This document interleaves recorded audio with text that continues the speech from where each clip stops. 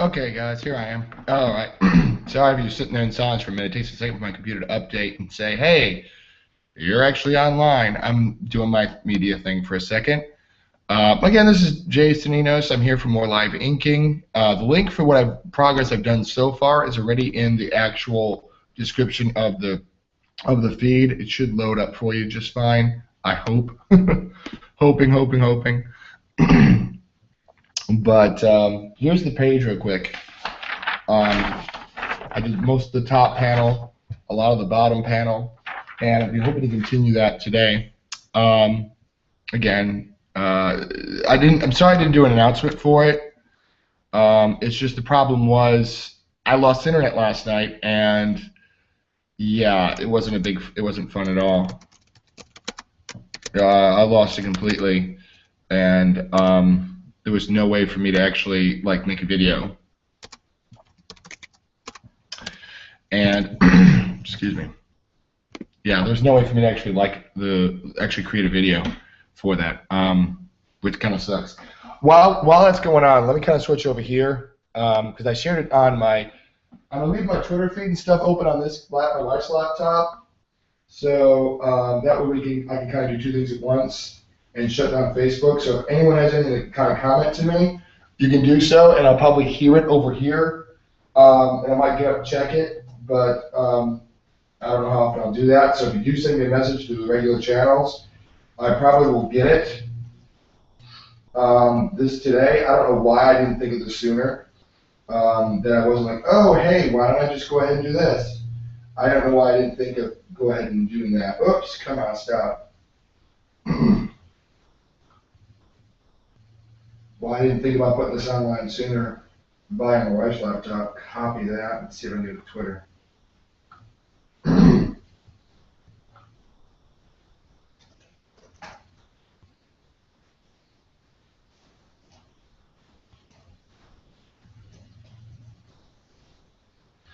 Sorry about the silence on this, guys. I'm trying to see if I can get this to copy paste. It won't copy paste. Dang on it.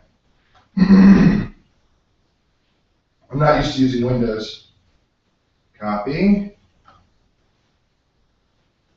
Paste. There we go. At Ben Schwartz.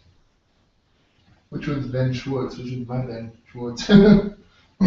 Trixie Dynamite. At ECB Press.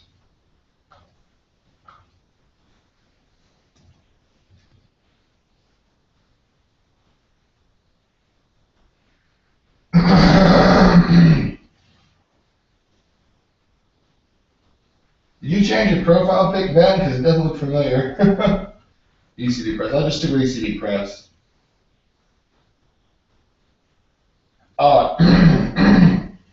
Excuse me, guys. I have a bit of a scratchy throat today.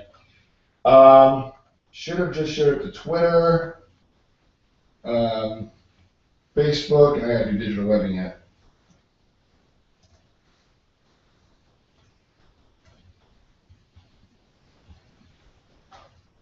I don't know if anybody watches me from digital webbing, but I'm gonna update it there. Today I'm deciding with my Alex Ross, Joker, and Harley Quinn kind of combo. That I usually pick some kind of nerdy or comic book related T-shirt to wear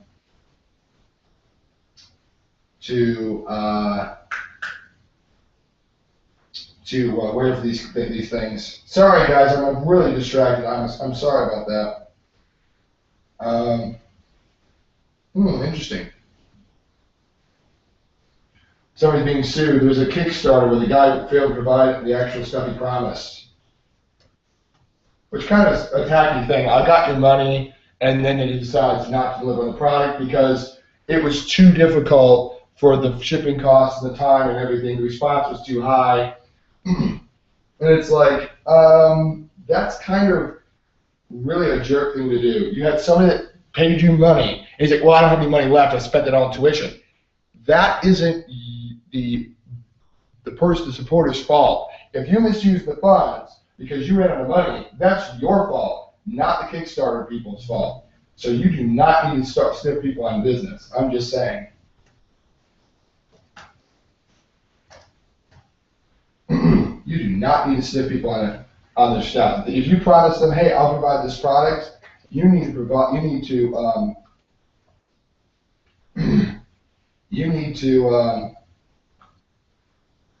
Okay, so the ECU press sketch a day. One more share, guys. I promise I'm done almost. One more share. I'll share it to my actual Alice in Zombieland. And there's a reason I'm showing it to Alice in Zombieland, and I will show you in a second. On a page I manage, Alice in Zombieland, share a link. The reason why I want to share that to Alice in Zombieland is because, ladies and gentlemen, big drum roll please, guess what I started working on last night? More of Alice in Zombieland. And on top of that, big reveal, I didn't scan this last night because it was like 3 in the morning that I stopped doing this because I was up with the stupid internet not working. But I'm working on a possible background with trees and rocks and stuff. It looks a lot better on the camera than it does in real life, actually. You can see all the trees and stuff. And you might be able to make out the ghost outline of where I traced around her, because that's where she's going to go. And she's going to sit in this like wooded setting, like a spooky woods, which was the goal from the beginning. I just didn't have a way to actually, I wanted to ink the trees around her rather than worry about, oh, is this tree going to be creating a tangent and all that stuff. I said, let me just go ahead and put all this stuff in after she's done. After I've sorted out where I want the figure to be, then I'll do the tree around her. The trees, I should say. So I put this aside for right now, and we'll get started with Trixie. I've got, obviously, this page. Today I'm going to start off with my pens. Now, the pens has been another funny story. Let me tip you down here for a second, because I'm sure you don't want to see the rest of my canned goods on my counter. The trees, wow. Let's see if I can do another. I have an idea here, folks, for the camera. I have a non-slip placemat that might help me keep my computer at an angle. That's what I'm banking on. Oh, and it worked. It did work. It is keeping it from non-slipping. Oh, sweet. Can I make a steeper angle? Oh, not so much. Not so much. But that'll be a good angle right there, I think. Especially if I move this closer. There we go. And if I slide this back a little bit more. There we go. The pens have been another issue entirely, guys. I've been trying desperately to get Copic multiliners, and without the success.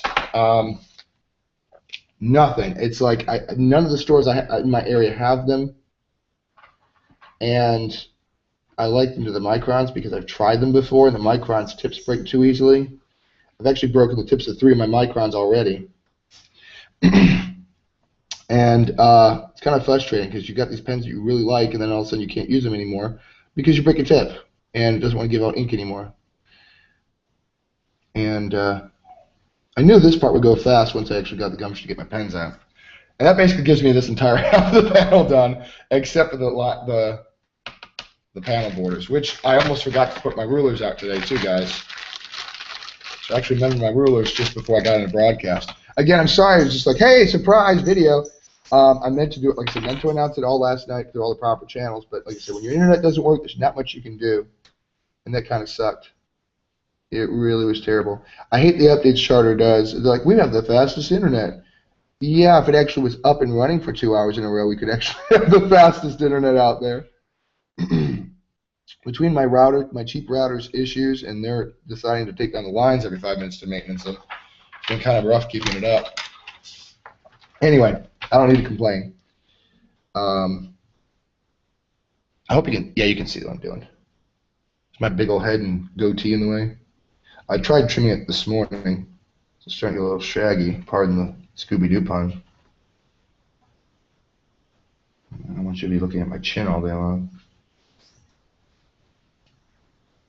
I got some feedback from Ben last time I did this video. He was like, I love seeing it being made. And I'm like, I know, that's what I wanted to do, because when I do this stuff, it's often very private, kind of, it's not like it's supposed to be personal or private or anything, but it winds up being private because there's no one else that shares or watches me do this, and it's kind of a bummer. Because it's not like I don't want people to watch. It's just you can't just walk into my house and say, hey, I'd like to see what you do. It's not really something I would allow anyway, but you know, doing it if I had a public place to do it and people that cared and no distractions, heck yeah, I would do this in public. Actually, Jonathan Glapion, the inker for DC Comics, he does a lot of his stuff at a coffee shop. He finds that the atmosphere gives him activity enough to distract his mind, but not so much to keep him from working. So it's not like at home where he's easily distracted by any number of things that could happen. Yeah, I'm going to use this number 8 pen for the borders. It took me forever with the other panel, the other pen. But yeah, my stores locally have all been started with the Copic multiliners. And I got 2 gift certificates. See, I'd mail order them through Amazon, but I have 2 gift certificates. One for a local art store, which is an awesome store, which doesn't carry them in stock but could special order them for me. And the other place is Hobby Lobby, and they normally carry them. Every week I didn't want them, they have them. The minute I'm like, you know what? I'm tired of microns. I'm done with the breaking of tips. I'm going to switch to them. And of course, what happens predictably? They sell out and never order them again. It's such been a frustrating experience with that because I really don't want to be up these micron pens all the rest of my life. And that's what I had in school. I thought maybe I misused them in school because I broke tips in school. And that was when I was young and naive and I knew how to draw with a pencil, but I really never experimented with other tools. And that's what college really did for me. It's kind of like, oh, check this out. You can do this. You can do that. But I tried microns then for a project, which I think is on my DeviantArt. Oh, I'm certain it's on my DeviantArt. What do I mean I think? The wolf drawing. If you've seen that one on my DeviantArt, by the way. I never share my links, by the way, folks. Sorry, I'm always describing them in my videos. I'll have to add them in my links into my video descriptions after the fact. But it's at bowerpower24777.deviantart.com. And after last night, you probably understand Bower Power a little bit better because Jack Bauer is awesome, and that's where I got the name from. Bauer, B-A-U-E-R, like Jack Bauer. Power, like because, you know, he stops terrorism at all costs. 24, like the show.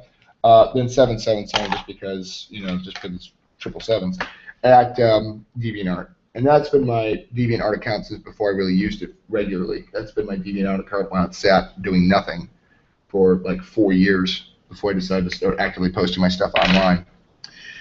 But anyway, on there is a project I did in design and color class, which sounds like the most boring class in the world, but it's really one of the hardest classes you'll ever have.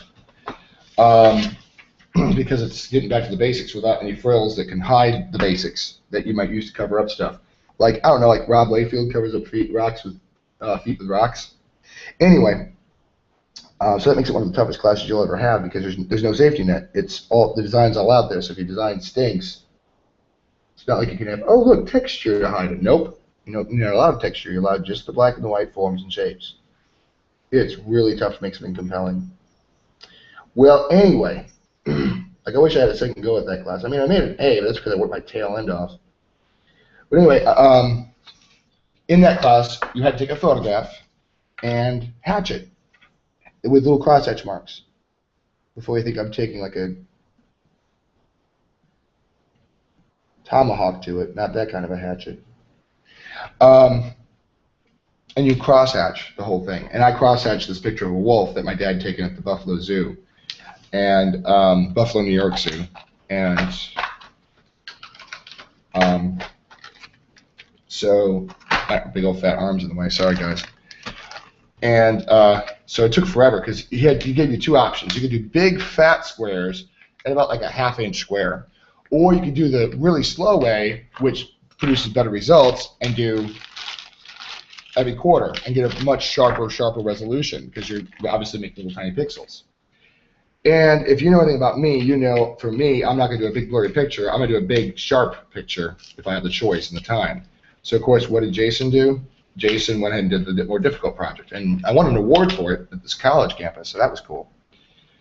I'm assembling my crow quill, by the way. This is my crow quill. This is 102 tip, I think is what it's numbered on Speedball. Yeah, 102. I also have a 107 I've never used. If you can see the 107, it has like a round reservoir on it. I don't know if you can see it really well, but I can't wait to try it just for the heck of it. I'm going to use this for anything that's jagged. So I'm going to use it because these rocks are a lot closer. I'm going to use this, the crow quill on this, and the rock shadows, and a little bit of the mesa shadows back here. There's a little bit of shadowing back here. And when I've got it out, do the bubbles on the Puggernauts little bubbles here. I like doing anything reflective with the crow quill because it's a little bit easier. And another side note too, I don't know how far I can get. Hopefully I can get pretty far with this right now because I'm almost out of ink. And that's probably because I've done more inking in the last, couple weeks than I've ever done in like the last couple months before. Like I literally have done more inking in the last couple of months, couple weeks at least.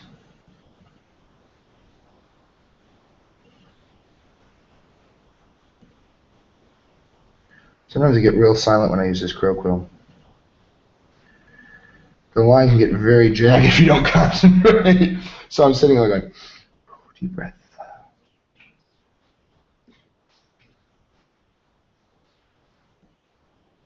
But yeah, I'm gonna have to run to the art store one day. The problem is the art store is only open at times when I can go when I'm not working. And since I'm doing these videos, I really don't want to go, oh yeah, let me go buy a bottle of ink on a time when I could be making a video. I'd rather be making a video. But pretty soon I'll have nothing to make a video with if I run out of supplies. The problem is this bottle of ink is pretty easy to come by. Both art stores that I have gift certificates sell it, I think. I think Hobby Lobby carries the other ink that I use. Black Star ink that I prefer to use.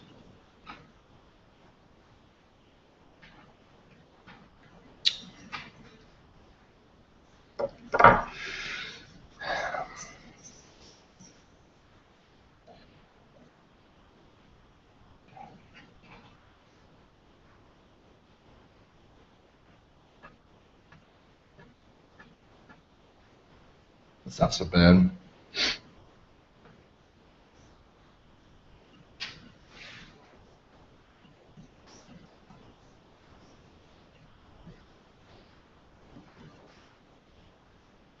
Yeah, I like the little contour line to kind of delineate the shadow line, though. I feel like before that I was kind of missing something.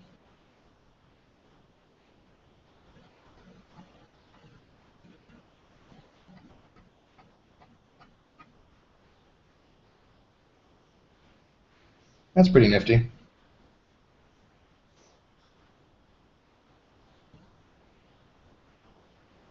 And in case you're wondering, yes, I still use words like nifty.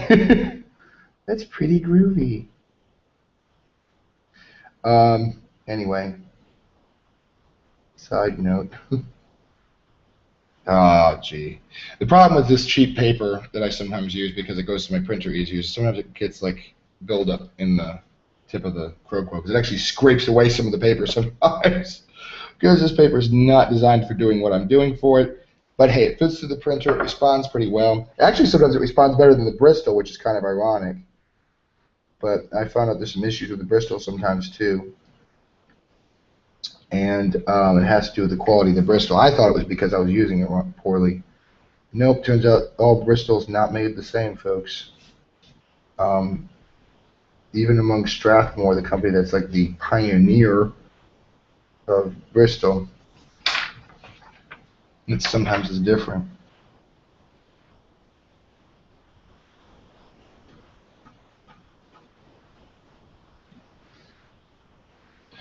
Try not to scratch the surface of the paper too much.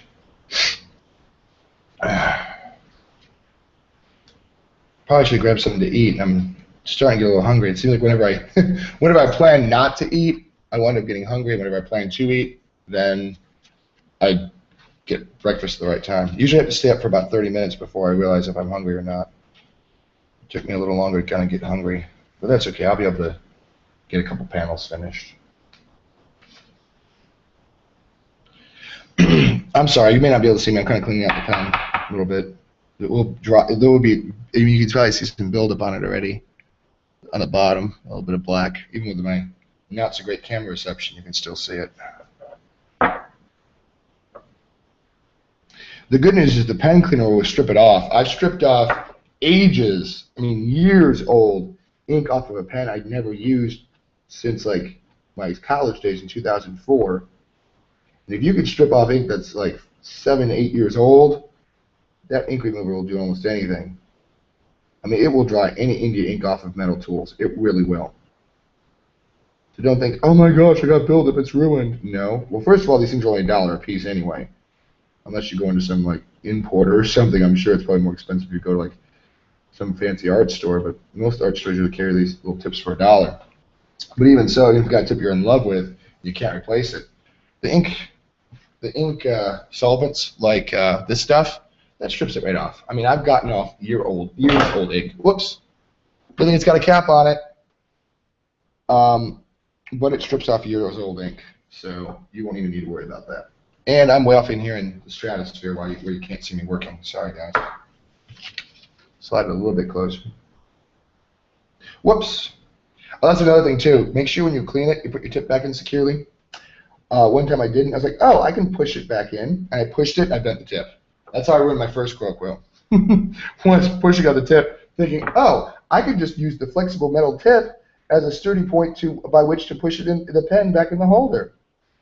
Yeah, the fact that it's the thinnest part of the metal should have been a clue that it wouldn't hold up to any kind of great pressure. But Jason wasn't thinking. He was just thinking in a hurry. Pushed on the end of it, and voila. First croak wheel bent.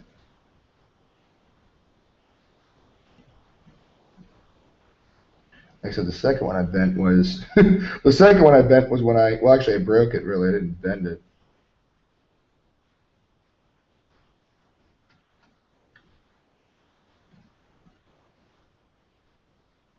Literally how I broke that one was, what I did was I accidentally I was pushing on using it with a card to make a splattering effect. And what happened was I was flicking it and it snapped in half. And I was like, oh dear. I was like, what's missing? Oh my gosh, I snapped it in half, and I had no idea how I did it. Except I just broke it in half, I guess. I'm coming over here to do the shadows of this cliff. Well,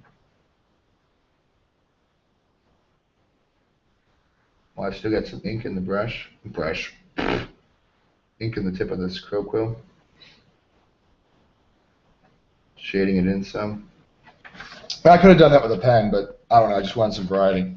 That's kind of, I think that's everything on this panel done. Yeah, that's the panel done. You see, jagged rocks, smoother mesas with the brush on the left side. Well, your right side. Left side with the jagged rocks with the croak wheel. And now I'm going to try to get these shines on this pugger knot bubbles. There's little tiny little reflections, and I think the reflections on glass, in water. I think, well, not water, but I think on bubbles. I think because bubbles are very glass-like. I think the croak will be the best choice for this. I really feel like it will be. Conversely, I could have also used probably a pen for this stuff.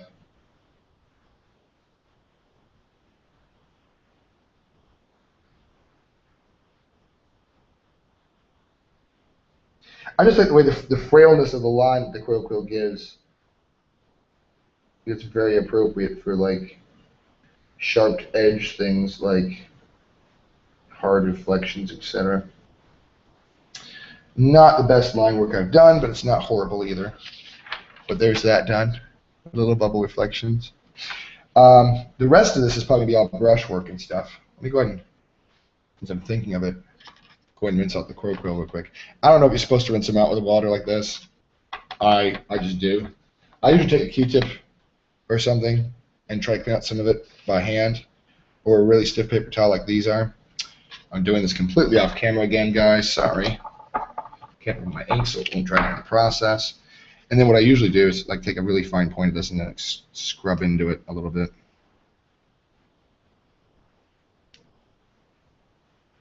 Because you see, I don't know if you can see build up in there. Yeah, you can see it a little bit. And then what I'll do is I'll get a little cup and I'll squirt some of the solvent in there. And I think that's what I'll do. Well, do I have the other stuff? I might use the other stuff. This stuff is kind of old, but it still works. This is my first pen cleaner. And this stuff is so old, it's like yucky. But if I put my pen in there and leave it sit, it still works. What I might do there is take, yeah, it'll work.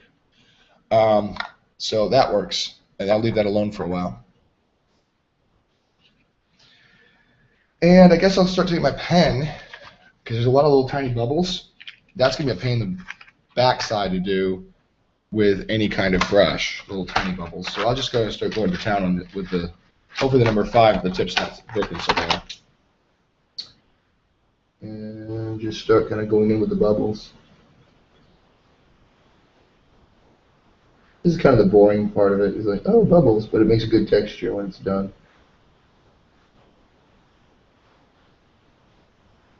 Now I could take an oval tool, a circle tool, but I'm not worried about it that much.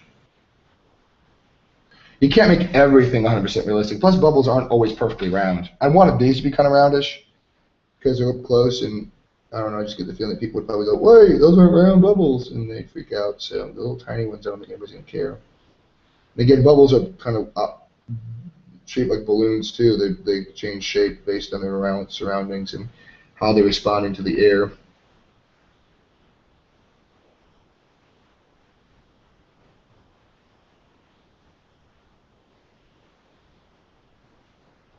I'm really just trying to go into something not so serious right now, because the crow quill does tend to have a very high buildup on the paper surface, which means if I ran my hand over this right now, like I ran my hand swept over across top of it and actually touched the surface, I would probably blur 90% of what's on there because it's still wet. It puts like a surface of ink. It doesn't stain the paper like what a brush would do, perhaps.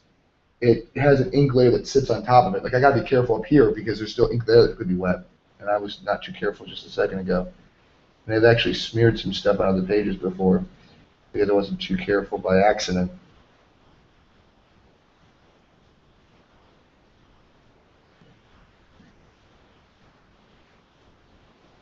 I'm doing some pretty good bubbles this morning. I need to stick with doing bubbles because this is the morning for me doing bubbles. You tuned into my last broadcasts. I'm sure I've mentioned that my arch nemesis is perfectly round circles or ovals because you can't ovals because you can't use no template really that works for ovals quite well. There is a way to do ovals, and that involves like 2 points, 2 pins, push pins, and a string, I'm sure. But you have to have the exact right length of string, the exact distance between the 2 push pins, and then when you do it, it kind of makes the oval for you. But again, that's not something I'm going to be able to do. That makes such an awesome texture. I wonder if Rag said, how awesome this texture was going to be when it was finished.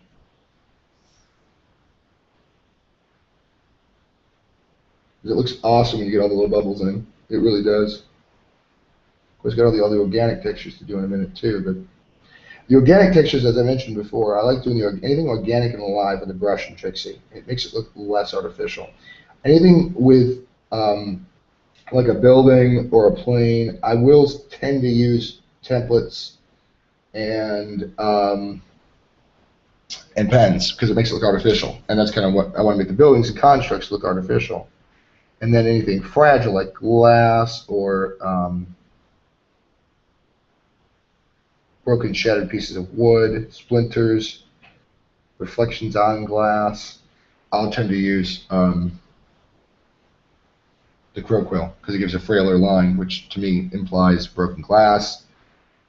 Very, very, very fragile kind of reflections. And wood grain too. I'll use the crow quill for. A lot of the first page of Trixie Story 2 that I inked, the one where, I don't know if you've seen it, but the one where Trixie is, there's all the monitors and she's announcing to the world whatever's going on. I guess she's trying to prepare the world for whatever invasion is going to be happening in a second. A lot of that where the people were barring up the doors and windows and stuff, a lot of the reflections in that were done with the crow quill pen. I think that's all the bubbles on that panel. I'm trying to get all the bubbles out of the way because, like I said, that's part I was dreading the most, and it's actually flowing pretty easily off my pen right now. So while the going is good, I'm getting as much as I can to get that sort of thing done.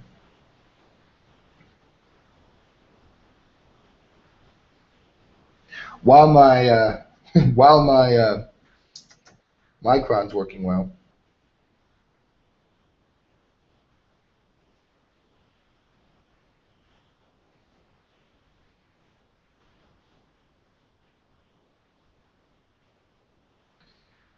And while I'm getting good circles out of my pen, and if you ever get weak with something, you always just sit there and draw little circles until you get warmed up. I probably should have done that, but since they're coming off my pen pretty easily already, I guess I'm pretty prepped to do it, whether I wanted to be or not.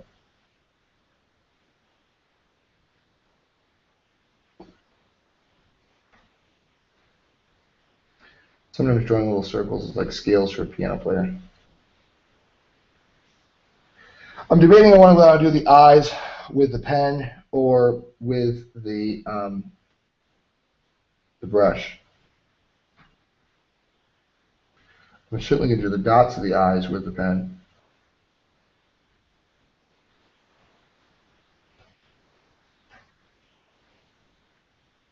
Some guy's eyes I'm going to do with the pen.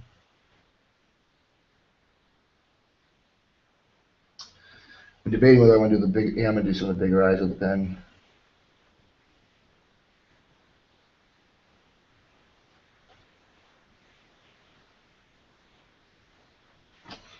Starting to look pretty good.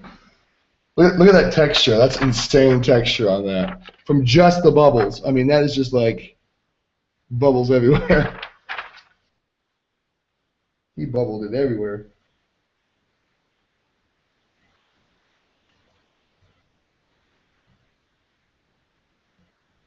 Now, sometimes I would do this page with just the pen. I mean, this part of the page with just the pen, where I've got all these sea creatures.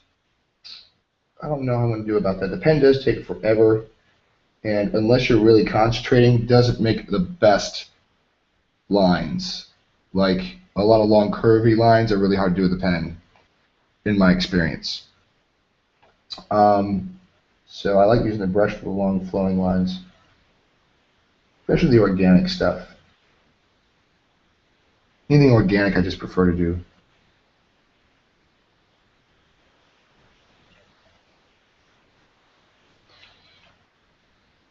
With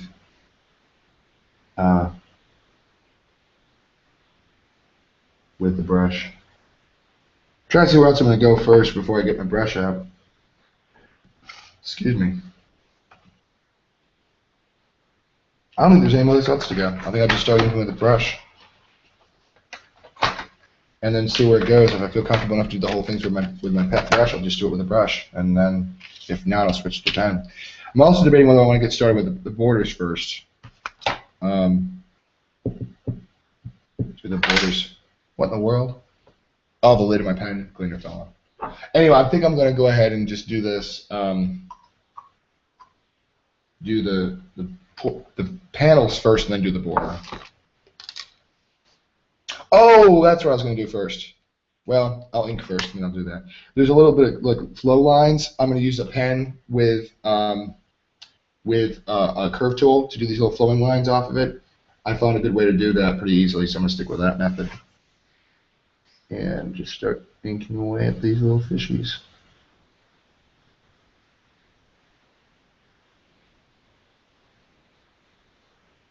See, and I think this is going to go so much better with the brush than it would with the pen.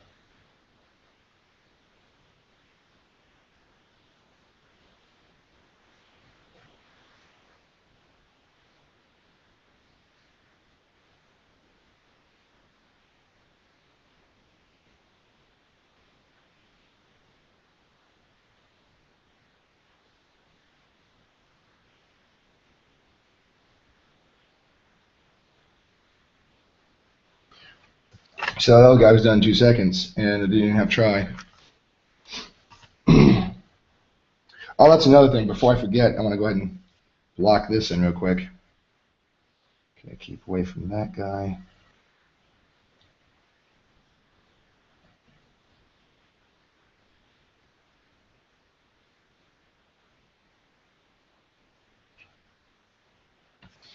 And then what I'm going to do is I'm going to come back over here. Oops, I'm sorry. Did I? Okay, good.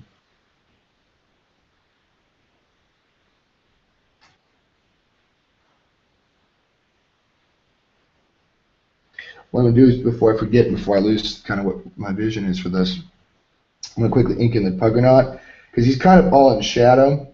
So I'm going to go ahead and kind of, before I forget, ink him in after I get this like fishtail or whatever it is out of the way.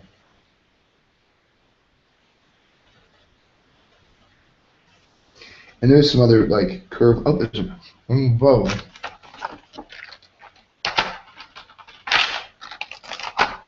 I'll keep my bubble pen handy because there's a couple bubbles I may have missed. Bubble right there. I don't know if it matters, but I care. I really do care. If it's a little tiny dot and it's like that's part of the inking, and it's not just like an actual mistake on the like a scan, like where the scanner picked up like a hair on the scanner. If I know it's an actual like supposed to be something, I will put it in. I am that dedicated. Will it matter? I don't know. Does it matter to me? Yeah. I care about what I do. So if I see it there, and I think it's supposed to be there, I put it there.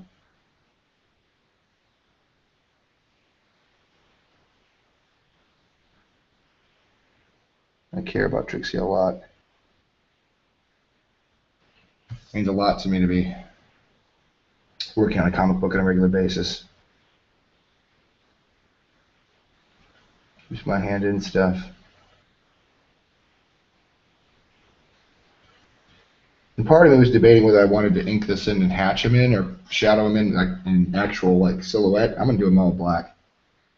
Ragset kind of just put some lines over the top of it. You'll be able to see it in the scan today. He just kind of scribbled it in, which could mean, hey, hatch it, or it could mean, hey, fill it in with black. So it's kind of up to me. And I'm deciding to fill it in with black. I think it makes it more look menacing.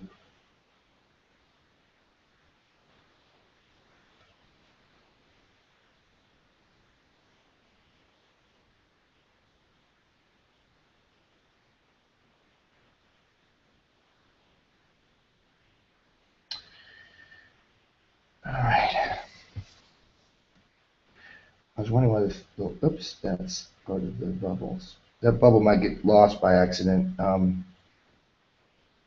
Trying to paint around it, but I might accidentally think it's a hole and fill it in.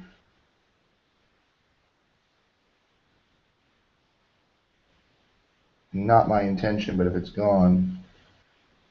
Again, will I try to be as dedicated as possible? Yes. Will I obsess about details? No.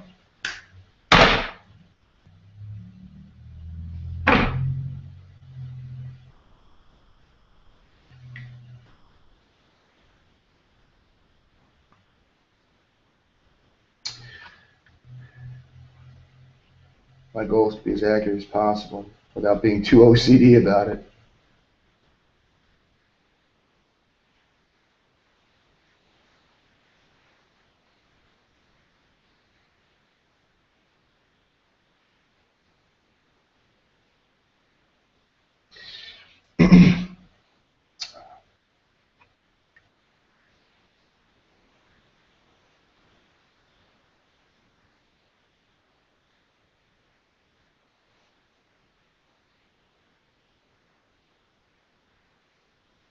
Going probably slower than I should be doing it.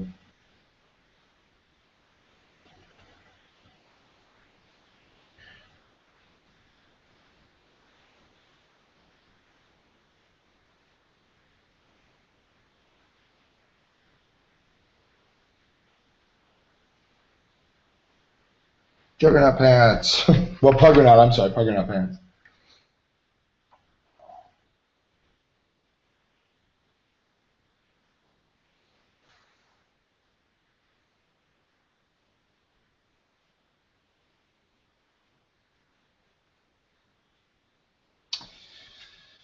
All right. I think it was cooler seeing him in silhouette first. I think that really works really well.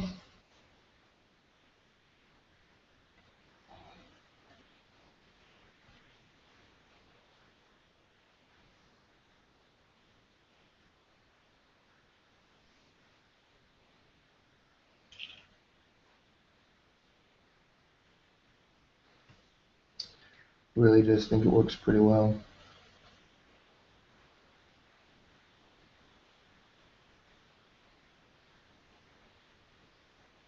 That line got a little bit thick, but I don't think it's going to matter. Sometimes I get too obsessed about the lines looking even, and that also can be a problem because then it looks really artificial. Whereas every once in a while, the lines a little bit thicker, just looks like a shadow, and it's all right as long as it looks okay. Leave it alone. But again, sometimes I start obsessing about, oh my gosh, this line is not exactly the same thickness, and sometimes you're doing yourself a favor if the lines aren't exactly the same thickness, because then then it all starts looking so much the same.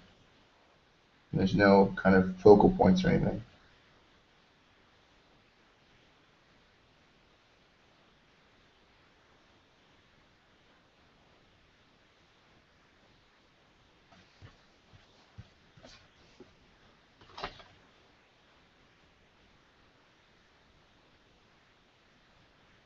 There we go. So that little guy was kind of tough. That little guy was kind of tough with a big brush. Okay, now I got some landscape to do. I'm going to kind of bop in this little line here. I'm going to be really wiggly with the line too, so that it indicates a rough and jagged, like ocean floor kind of feel. And that implies enough so you can get a feel of like of where we are on the ocean vistas. I might do some of this with a pen because some of these really narrow turns are really tough. I'll try it, see what happens. Yeah, that was a good decision. I was going to try them with a brush, but nah, I'm glad I did this with a pen. This would be a huge pain with the brush, and it's taking 2 seconds with a pen.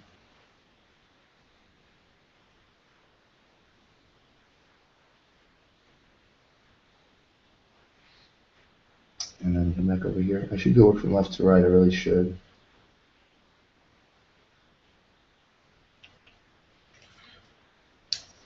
Alright, back to filling the rest of the pogon out here.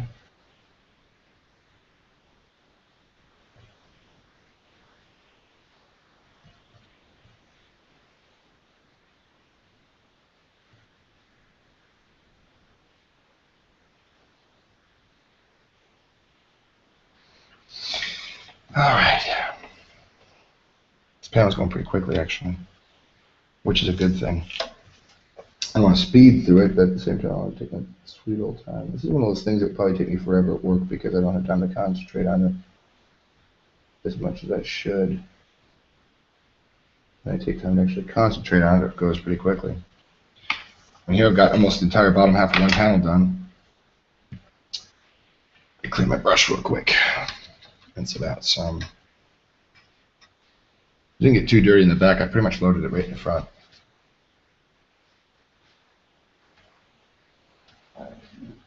I got a little bit of things to do there. So what I might do is I might start doing the panel borders of some of these. The panel borders, excuse me, the panel borders are actually very creative on this page. I mean, some of them line up, like up here, it lines up here, and then here there's a gap, and then here there's a gap, but up here they're flush.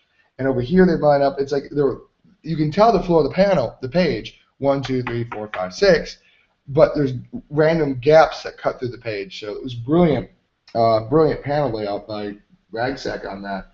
Kept it fresh and interesting without being the same old, same old. It might be a deeper philosophy than just variety, though. I'm wondering if there's like this one connects to this one, connects to this one. Yeah, there's actually a flow to it. Yeah, cool. What he did is he created a path. You start here. I mean, you look across here, but because it's connected up here, your eye goes back over to here where it connects. Here it connects to this panel, but it only connects to this panel, which connects to this one, to this one.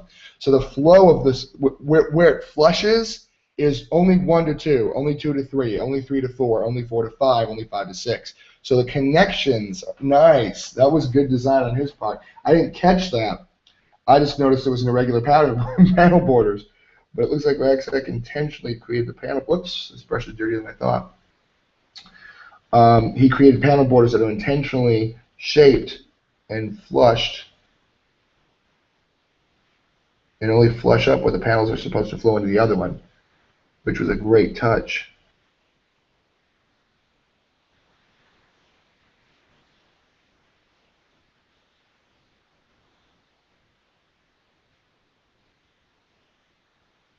I wondered why there was like random gaps. There's not random gaps. It's completely and perfectly planned. Wider gaps where the panels aren't supposed to flow and flushed up where they are supposed to connect. Maybe it was obvious and I just missed it, but I'm like, maybe it was just like sitting in front of me, sitting in front of me for the whole world to see, and I'm just like, no, you just caught up to that. Welcome to the rest of the world, Jason. You finally caught up. It might have been that. I don't know.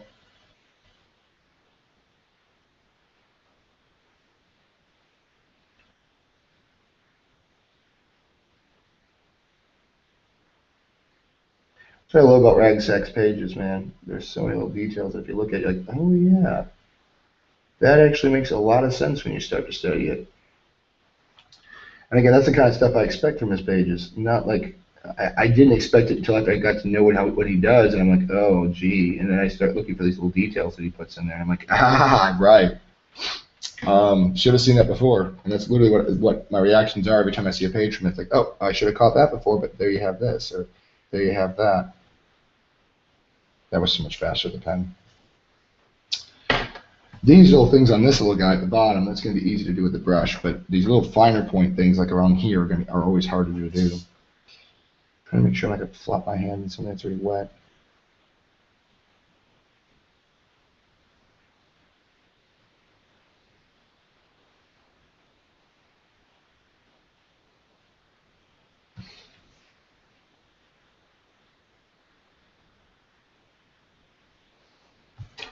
Usually helps to work across the page that's already been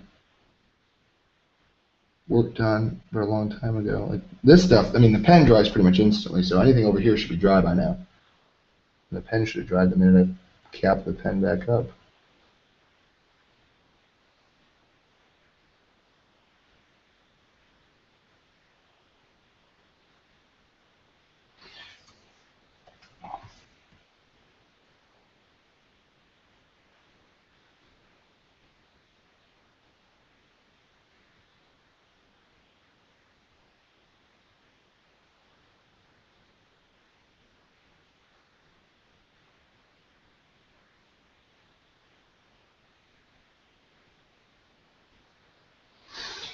All right.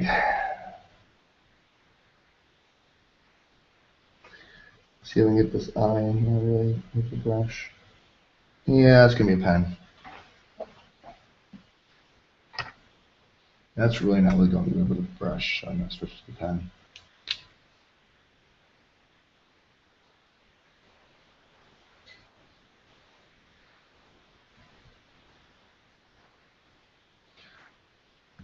And then I got the little ink of the little the flow lines.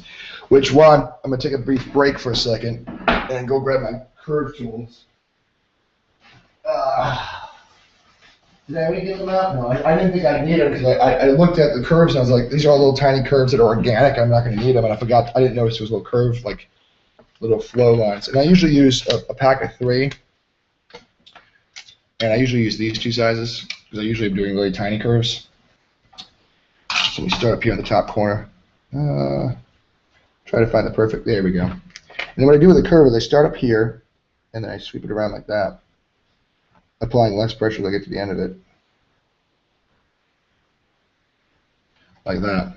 So you get a line that naturally tapers and starts to break off, which is really nice and creates a really nice flowing line. I did that with, I forget which book for the first time. I think it was Trixie 2. A lot of the jet plane lines, I think. Don't quote me on that. I have no idea, but I have no clear idea anyway. I may have started to perfect it with more recent Trixie issue. I'm working on 3. Trixie 3 has got a lot of pen work in it. A lot of little hatching lines and stuff. And this one is kind of an odd line, so I'll see if I can get it done. Oh yeah, there we go. Perfect. It's a sharper line than I'd like it to be. There we go. I like that one the best. Well, now that that's all done, let me ink the borders in. So I can call this panel done and move onward. Okay, this one is not going to work. I'm going to need the big roller.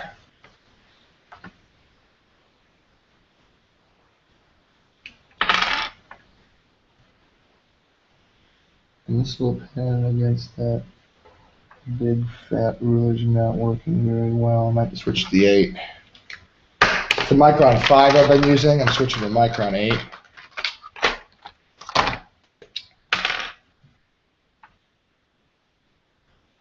And just as a pro tip that may or may not matter, yes, the sizes do matter unless you break the tips. Then they don't matter anymore. If you break a tip, then a 1 might give you a line thinner than a 5, a 0.5, I mean. Once the tip's broken, it's anybody's game.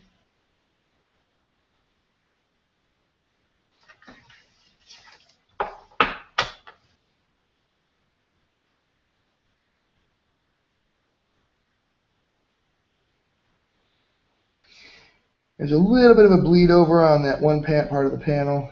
I probably could white it out. I see it in real comic books. It doesn't look bad. I might leave it in there so it looks authentic. I don't know. I always feel like sometimes I feel like I'm faking it so much that I feel like I need to like leave these little touches in to make it look like it's really a comic book. And other times I go, nah. Well, it doesn't look good. If it looks good, I leave it. If it doesn't look good, I'm like, nah. Yeah, it doesn't look really good. And you can Photoshop it out too, because these days you Photoshop it first before you do anything with it. That looks better.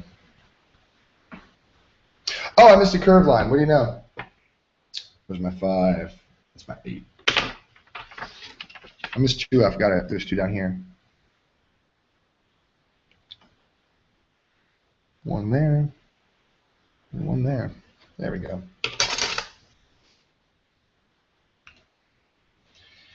And now I just got to connect this up to that. And we are almost done with this panel. And then I've got, what, 3 more to go? Well, this is the 5. I think I can cover these borders really quickly.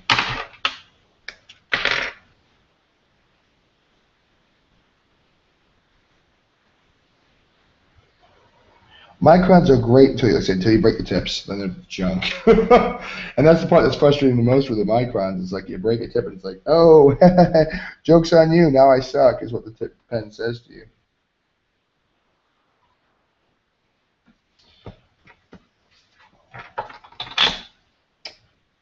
And sometimes in previous Trixie books before, when Ragsec had really thick borders, I would basically just pen in the edges of the borders and brush them in and sit there with a brush and go really thin.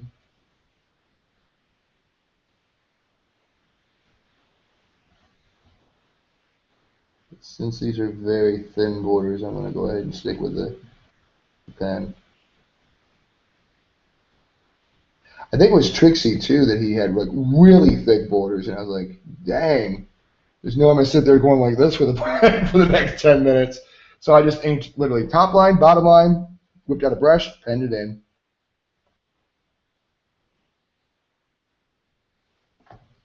And then I was done. And sometimes what I'll do is I'll do the rocking method where I start right up against the edge of the ruler, then I'll kind of rock it out a little bit, use the ruler as a guide. Actually, that worked pretty effectively on that border. Ta-da! Panel, I think 5. Is it all the way done? Yeah, it's all the way done. Start at the bottom. There's the Puggernaut on the ocean floor, going up to all the different sea creatures, and there you go.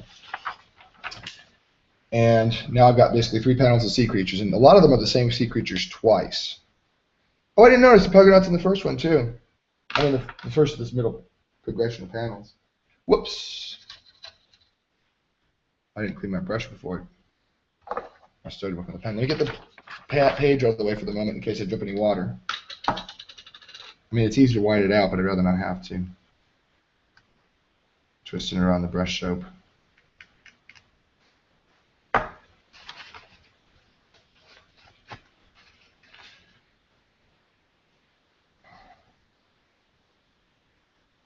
Try and get it out of the back end of the brush where it can really ruin the brush permanently.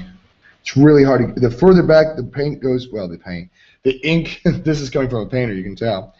The further back the paint, there we go again. The further back the ink goes into the brush, the harder it is to get out and the faster it'll ruin the brush. It's like up here, you can get it out easily, and it's not going to ruin the brush.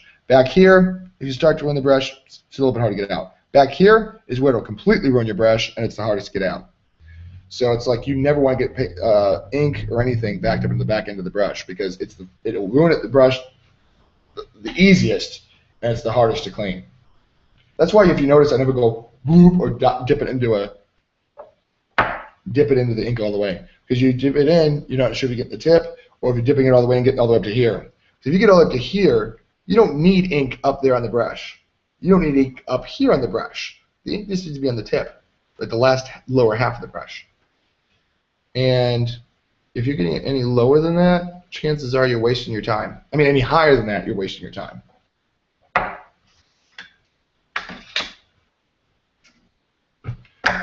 You don't need ink on the metal part of the brush. You don't need ink on the back end of the brush. It's not going to flow out.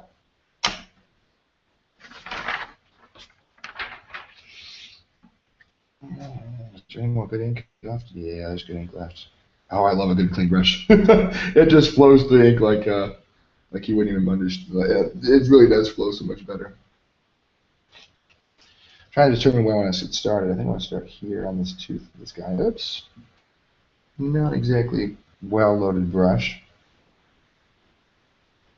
The ink is getting old is a problem. The brush is clean, but the ink is old.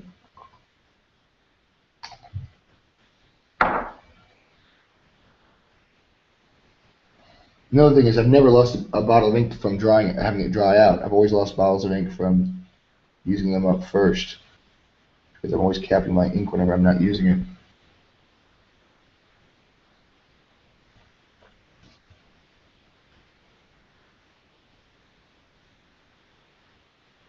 So that's probably why too, because I'm never leaving the bottle of ink open for long periods of time where it can get dried out.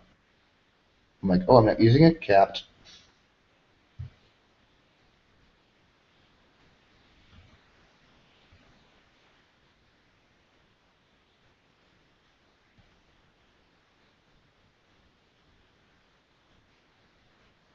Almost wanted to be a marine biologist when I was younger. I mean, I did want to be a marine biologist when I was younger.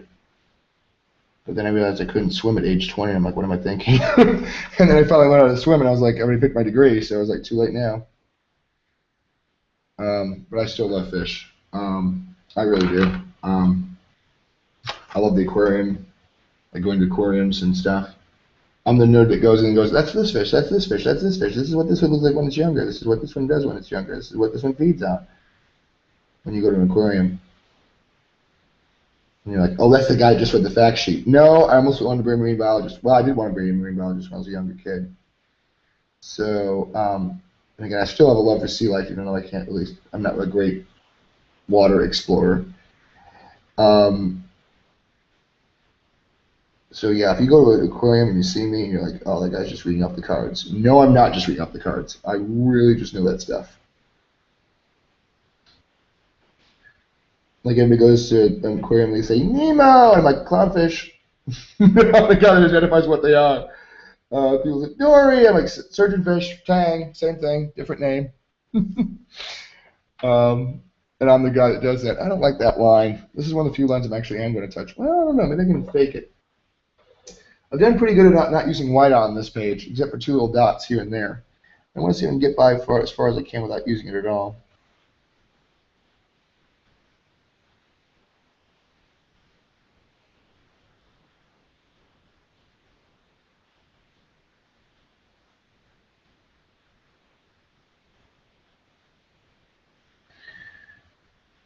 So I want to see how far I can get without actually using it to a minimal degree. I just like that honesty. I like having a page that's like very little white out if I can.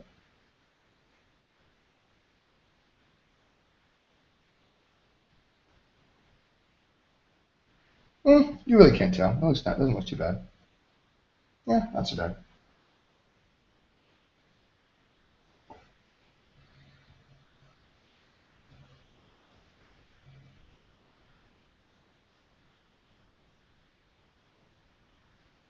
I'm so excited. Next week here in Greenville, where I'm at, Greenville, there is a mini convention, which I am psyched about. There's not too many huge names coming. There are some known names. There's people that you probably would know if you knew comic books, but you may not know walking off the street. But they are going to have Lou Ferrigno, which is a pretty big name. Pretty impressive.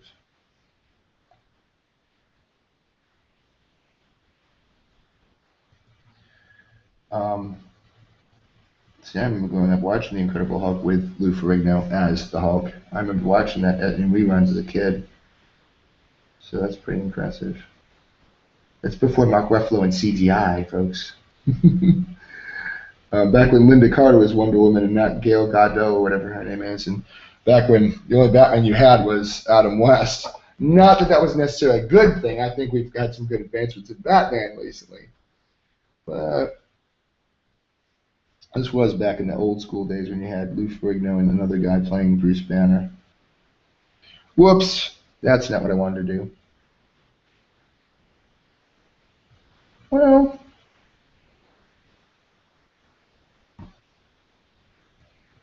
it's a little noticeable. I'll see what happens when I get the panel done if it looks too... The brush kind of splayed out at me for a second and made a really fat line. If it looks really noticeable, I'll white it out down narrower. But if it looks okay, I'll just leave it.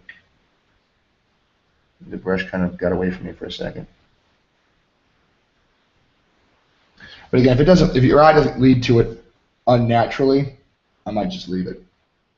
And that's the thing. I mean, as long as your eye is not distracted by it, why change it? If your eye is distracted by it and it's not supposed to be, get rid of it. Get rid of it instantly. You don't need it.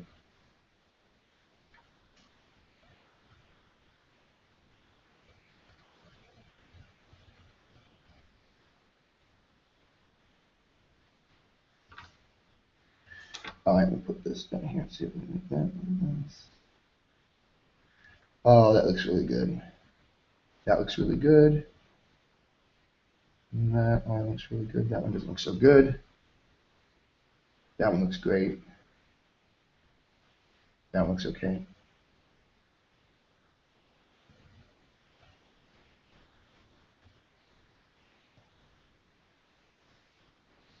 I don't know. I'm looking at it and it's my eye is drawn to it, but I think part of the reason my eye is drawn to it is because I'm looking to see if it's noticeable rather than seeing if it is noticeable. And if it is noticeable, I'm going to wipe that sucker out.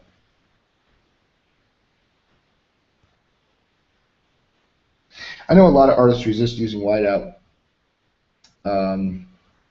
because a lot of times what they do is they sell the pages. In other words, when they're done, yeah, I'm going to white it out. I am distracted by it, and I try not to pretend like I'm not, but I am. And part of the problem is, too, I have to kind of consider panel continuity, and I'm not going to make the top panel have a wider line just to make the bottom panel look good.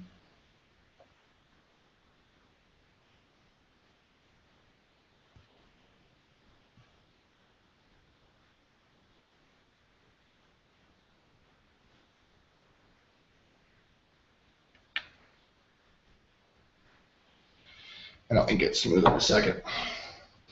But a lot of times artists will not use whiteout because they intend to sell the page. I'm not going to sell these pages. Not right now. I don't think I plan on doing it in the future either. But a lot of times standard practice is the pencil retains the penciled pages, the inker retains the inked pages, and the colorist has nothing to retain because he does it in Photoshop. So the colorist kind of makes his living doing just the color work. He doesn't sell anything. The penciler might sell the original penciled pages unless he sent them off to the inker. But the inker will actually make his living, for the most part, selling the original art, which is the final inked pages, usually in blue pencil. And there's a lot of artists that worry about, oh, gee whiz, if I do a blue pencil piece, because they really can't sell a print of the inked page, because then that's reprinting and that's violating the publisher's rights to distribution. But they can sell the original art as a piece of one-of-a-kind art, and there's no law against it, because it's a one-of-a-kind piece of art. As such, they can't just make multiple copies either, because then it's not unique art anymore. They can say, hey, this is the one-of-a-kind copy of the page of the panel that was used to pay, They can get away with that because it's, like I said, unique art, and it's a piece of art, not a reproduced piece of print. So like people like Jonathan Glapion, they can sell original pages because it's not, you're not selling the comic book, you're selling the art behind it. So the marketing in that is that you're selling art, not selling a comic book. Now, if you were to sell the entire comic book finished, that would be a violation because you're sending the colored pages, etc. Or like a reprinted edition of your single pages, because then you're distributing, excuse me, pages. But to sell the original art, like if I was just to sell this page, like this is like a DC or a Marvel book, usually you can get away with it because you're selling the artwork, not the comic book. The marketing tool there is, again, is the emphasis on the original art, the skill of the artist, not the printed story. Now, of course, there's the collectabilities based on what story it's from, but that's just how valuable it will be, not whether it's valuable at all, because every piece of art is valuable to a certain degree. Greater or lesser value, but still is valuable. That's why you'll see a lot of artists selling the original pages for like $300 at conventions, because it's kind of how a lot of them make their money. Yeah, they make their money on pages, but they make a lot more selling to one page to a collector. Like DC will pay them $100 to make the page, but a collector will pay $300 to buy the page from them. So it's like, who's paying them more? In the long run, the page would pay them $400, and most of that's from the collector. So once you get to be a name, and people are willing to pay money for your pages, you make more money selling the art than you do producing it, if that makes sense.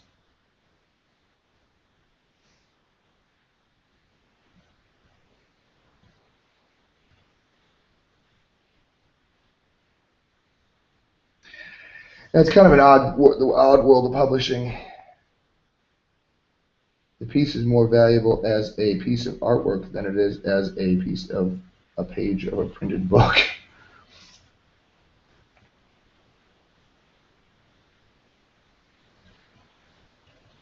It's the page of a printed book.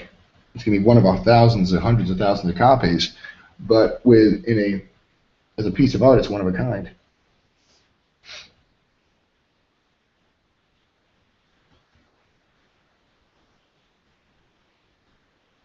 And having said that, if I was a millionaire, dang, I would buy Adam Hughes' pages. I've seen he brought his portfolio book, and I felt bad that I didn't buy anything from him. But the pages are like $200, $300 a piece. But the thing is, if you looked at his pages like up close, they are ridiculously beautiful. The reprints for the comic books do no justice to his art. His artwork is incredible in real life. It's so true. Like you think, oh well, it's okay. No, if it looks beautiful on the page, it looks 100 times more beautiful in real life. Like that's one thing that was most intimidating for me last year when I went to Heroes Con and I actually saw actual pages he actually had drawn. I thought they'd look okay in real life. They look 500 times better than they do in reproductions in real life. Those things are a work of art. I was blown away. I was like, why are these things not in a gallery? They're gorgeous. The man's a master illustrator.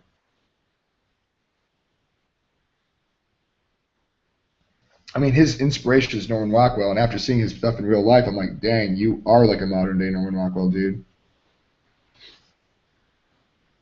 It's just beautiful stuff.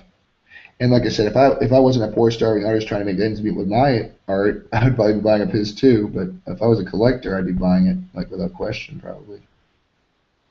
I say probably because there's some pages that aren't as interesting to me as others. And if I had a page or two from Dr. Manhattan that he did, some of those pages are absolutely gorgeous.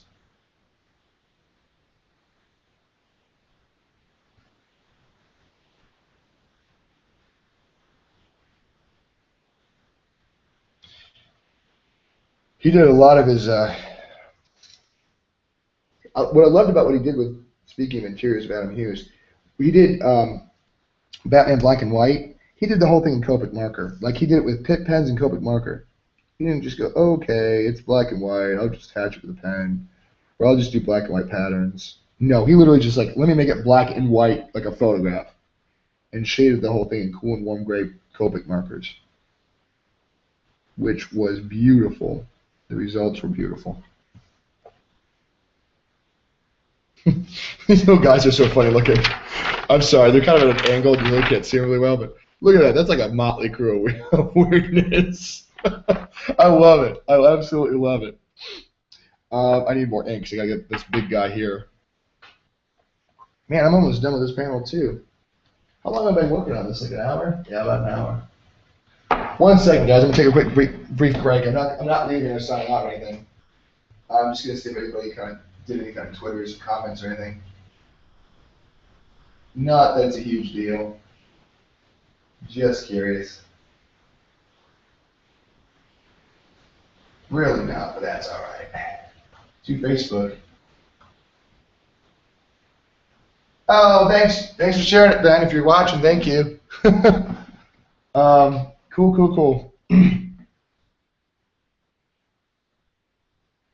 Cool.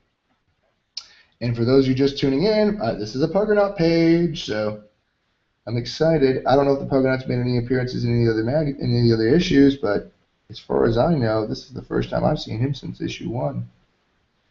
And again, when I first got the page, I was like, oh no, it's the Puggernaut. I was excited. I was so excited because I have not yet inked the Puggernaut with a brush. I've done it all with digital because I didn't have the means to ink Trixie 1 with a brush. I didn't. First of all, I didn't think I had the skill. Second of all, I didn't have the means to scan it. Third of all, I didn't have the means to print it. So it would have been very impossible for me to have inked Trixie 1 with a brush. So I went digital. So I wouldn't have to worry about any cleanup or any kind of scanning. It was just like, oh, okay, boom, scan, put it in, put it digitally, do it digitally. I built it all in Illustrator, all Illustrator files.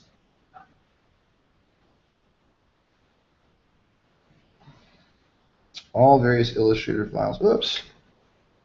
There might be a cleanup later. All in Illustrator files. Oh, I can probably fake it. Oh, I don't know.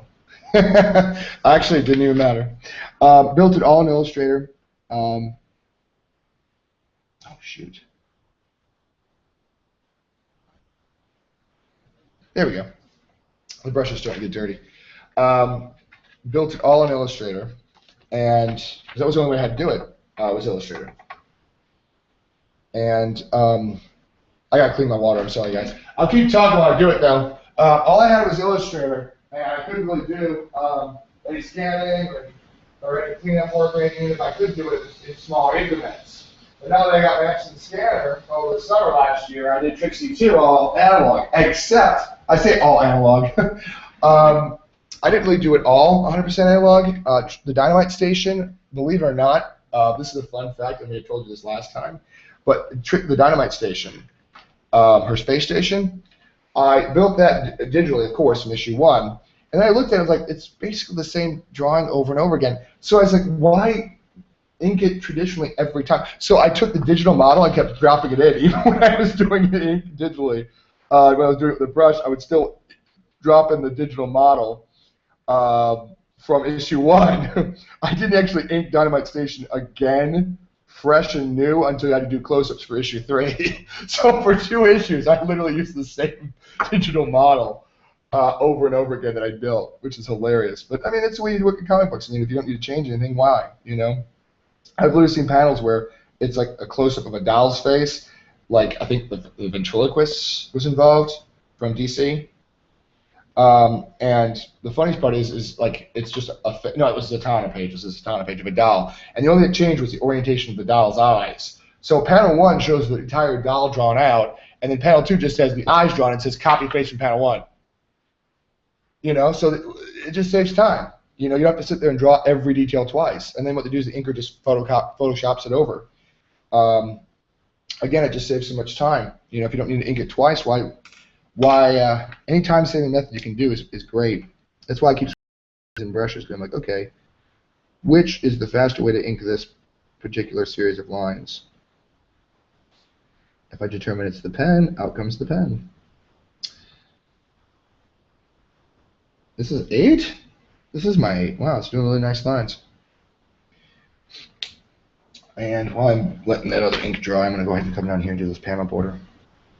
But yeah, so I really didn't have the opportunity to do it traditionally. So this is the first time I actually got to ink the Pargonaut traditionally. And let me tell you, it was a challenge doing the Pargonaut with digital because there were so many lines on it. And if you've seen that print that ECV Press put out of the Pargonaut, like afterwards I was like, oh my gosh, good thing I concentrated and get everything right because I didn't count on Ben making panels, prints from panels. And like I said, I wasn't counting on that. When I saw a print of it, I was like, oh, thank God I took the effort to make sure that everything was 100% kosher on every panel because I didn't know they'd blown up to that scale. And thank goodness I did because, like I said, Ben was able to make a print from one of the panels from issue 1. But if I was just being lazy and just, did it and hoped it would look okay, man, Ben wouldn't have had anything to pull from that would have been decent. And I was just like, thank God I focused on getting it done right the first time, make it look pretty. Yeah, that line's a little bit not even. I think the center panel border is not completely straight across. That's all right.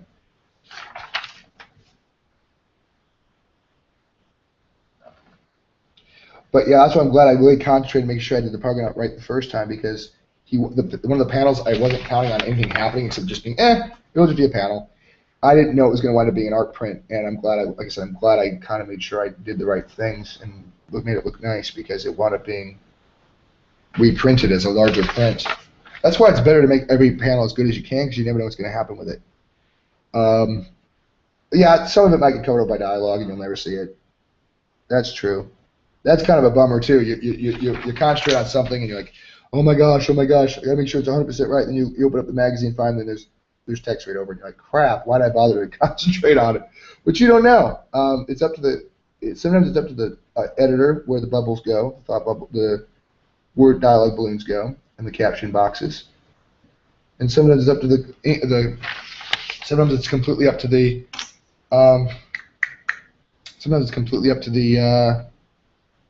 the actual letterer.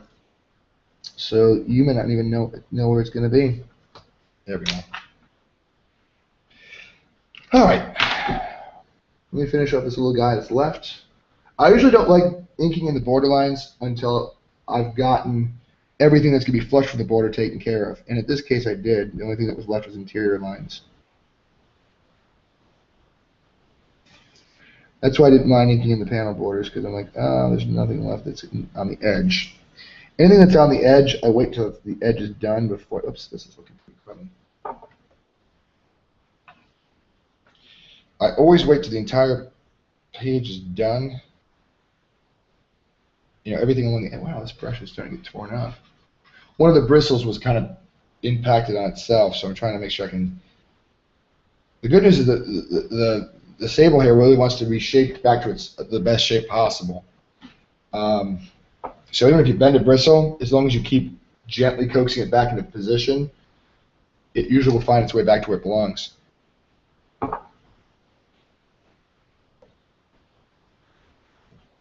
I'll leave it alone for now. I keep nitpicking everything.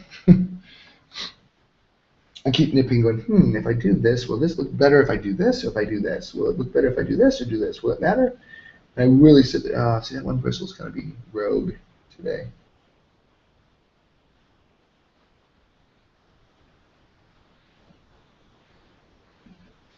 Hopefully I won't have any problems with it today.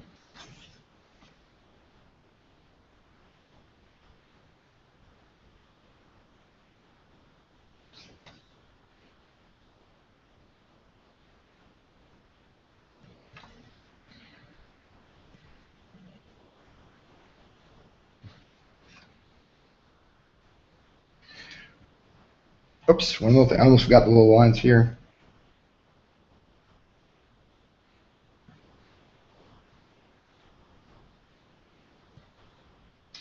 And that kind of finishes off. Yeah, that's finished. That panel. And then above it's the reaction panel. I mean, the before reaction panel, like the before. So it's basically the same creatures, but with different orientation, same orientation, different facial features. They go from being like angry to being like, oh my gosh, here comes trouble incarnate in the Puggernaut. So, man, that one bristle is like completely going rogue today. It's deciding, you know what, I just want to go over there.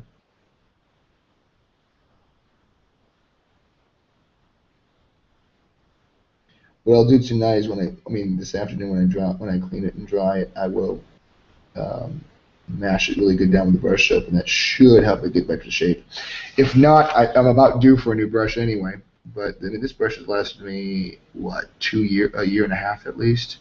I use this exact same brush for Trixie 2, 3, all my personal projects, including Alice in Zombieland. This little brush has gotten a lot of life out of it, considering how much I've abused it. I've abused it quite a bit, unfortunately. Which is kind of, these brushes can take a little bit of abuse, but, you know, I wasn't out to abuse it. It just kind of happened.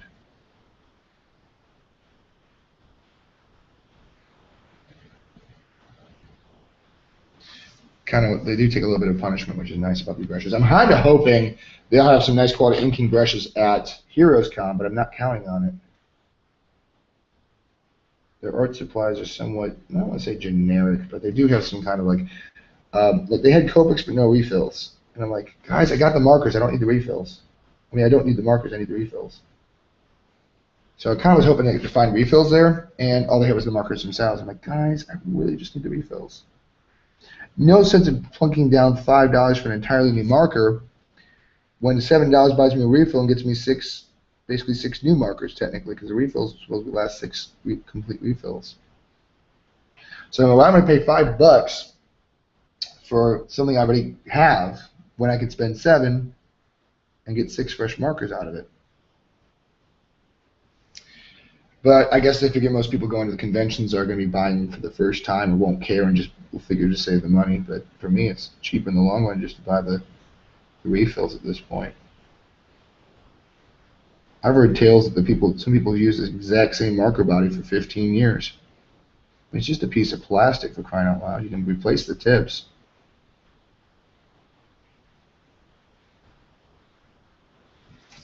I mean, what's sort of replacing a plastic case of a marker? The ink? That's pretty much it. The ink and the tips that they wear out, but the extra the tips are fully replaceable too.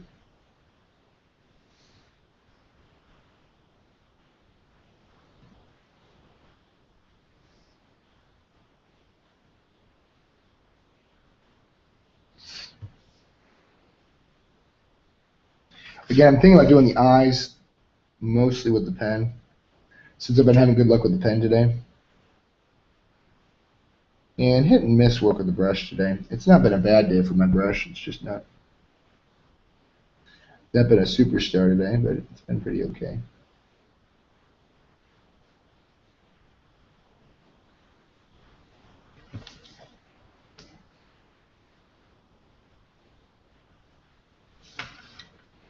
Superstar makes me think of two things. Makes me think of Sherry O'Terry. Makes me think of the Carpenter's song too. Which conversely makes me think of the scene in Juno where they talk about that song.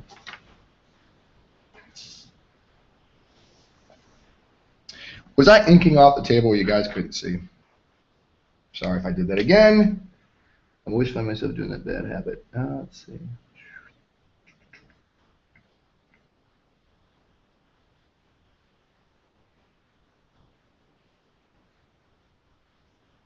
That little guy's got a little bit of attitude. Kind of like it. Look at that. There's a little bit of a thing I had yet to do, but kind of interesting. Okay, now that I've got a washing point, because I don't have any more ink left, I'm probably doing more thorough cleaning so I can get that bristle to behave.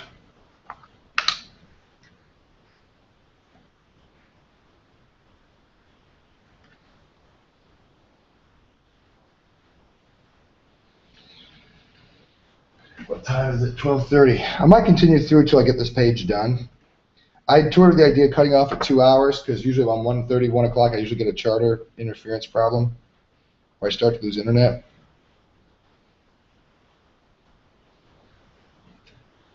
But I might stick around to this whole page. I've only got one panel left, and most of that's brushwork, and it seems to go pretty quickly. I'm getting hungry, but that's what I think I'll do my break is I think if I can't stare at my hunger any longer, if I get the page done, I'll take a break, and then I'll retweet new links. I'll probably, if I do not get Trixie finished, I'll probably take a break and then go back to do some work with Copic markers, and then finish Trixie tonight or this evening. I'm still trying to. I'm trying to work out a whole plan because, like I said, I just really did the whole broadcasts for the David Yarden page. Yeah, the David Yarden page, just so I can keep myself honest. But since I've been doing such great work on this, and I'm not trying to pat myself on the back on that, I'm just saying I tend to work more and get more done doing these videos, and people seem to enjoy watching them, and I love giving the gift of being able to show you what I do. In a process where you might only see the printed page. Like I said, Ben was really appreciative to see the process. And I just thought to myself, like, yeah, I never really thought about it. And then when I think about it, it's like, yeah, it is kind of nice to kind of be able to say, hey, look, this is how a page is created. This is how Trixie comes to be. And it's kind of selfish that I keep it to myself sometimes. Because it's really a lot of fun, or I wouldn't do it. I'd ask for overtime at work if I didn't like doing my art. Seriously, I can get paid to do work. I'm getting paid to do this, but I love doing this. So, I wasn't paid to do the Yarden page. That was just a portfolio piece. Which, incidentally, the whole purpose of me doing it for a portfolio piece was to submit it to talent agencies, and no one's responded. So I'm like, okay, that sucked. So nothing came of it like I'd hoped it would. It seemed like everything I did with a specific point, plan, and purpose of having something happen, nothing happened. Then I just randomly say, you know what? I'm going to draw that cosplay that's really been polite to me on Twitter. And next thing you know, I've got like people, I've got Copic Marker retweeting me and all this other stuff. And it's just like, wow. The one piece I actually do with no plan or purpose except maybe she'd appreciate this if I drew her. That blows up. I find that hilarious. The one thing I did with no intentional plan, no hidden agenda, nothing, and it blows up. And I'm going to switch to the smaller pen. I like the way the pen's working right now, so I think I'm going to stick with the pen for a while. Yeah, I'm going to stick with the pen for a little while on these little tinier lines. Some days I'm in the mood for pen work. Some days I'm in the mood for more brush work. Today I'm in the mood for pen work, so I'll stick with the pen. It's really doable with either one. A lot of the smaller details I often will just go ahead and use the pen for. Whatever's fastest and makes it look good. I'm not going to go fast and make it look garbage. Never. Never am I going to do that. But if I can make it look great and use a different method, oh yeah, I'm going to definitely do it.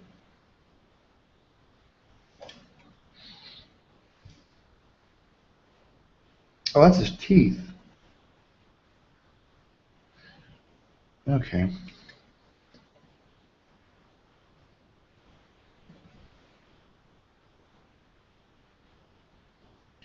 Didn't catch that before. That's what's kind of helpful. That the same character is almost the same in another panel. Is that you can see what's going on. About, oh, okay, so that's supposed to be this, and you know what's going on. Gotta love some continuity.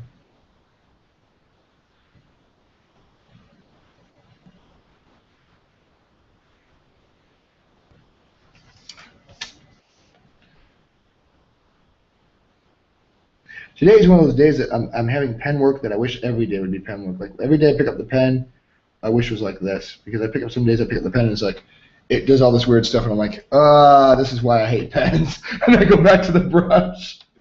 And today's one of those days where it's like, oh, the brush, yeah, it's okay, but today the pen's being the star. So the pen is going to be doing 90% of this page, I think, today. I was trying to resist it because, like I said, I like doing anything with the brush if I can, but... Oh, that's another thing. If I get this page done, I'll do probably one of three things, or one of two things, I should say. I'll probably either go back to Trixie, and well, I mean, I'll go to a new page if I do something. But I might go to the rest of this guy pen. I mean brush, because it's longer lines. These little short lines I'll do with the brush. I mean the pen. I might show you how to clean up a page, make it ready for publication. And another thing I might do is I might show you. Are you able to see that? Yeah, that's in there. I might show you more of me working on this, the back end for what I want to be the front cover if I do issues of Alice in Zombieland.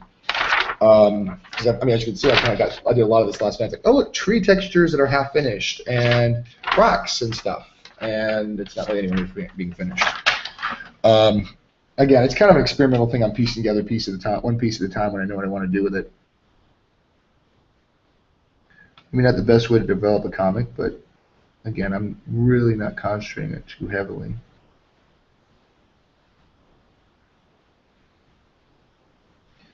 I should, though.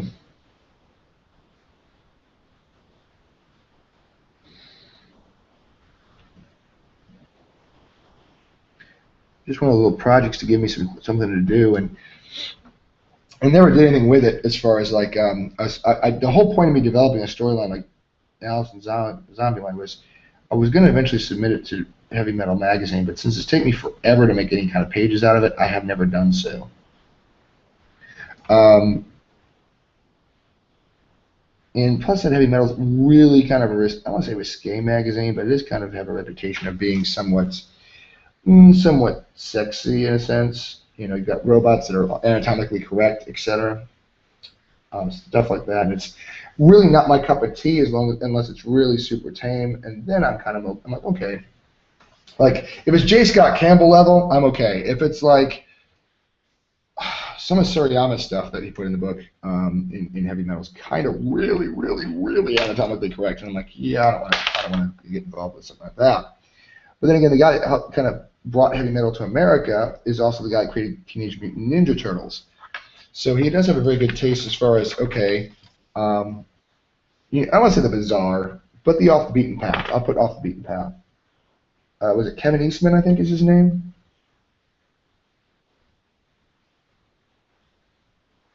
I might be wrong on that. He's a legend in animation, comics, etc. Because like I said, he just kind of championed a lot of stuff. And that's what makes me excited because I do want to try it, but again, I'm afraid they'll look at it and go, not quite our taste, not a little tame. And I don't want to have to change the storyline. I want it to be kind of Alice in Zombieland to be kind of a teen kind of comic. There's going to be some blood in it. I ain't going to lie. I don't even like blood, and I'm going to put blood in this book. So if that doesn't tell you how committed I am to making the storyline work, I mean, I hate looking at blood, and I'm going to be putting blood in this book.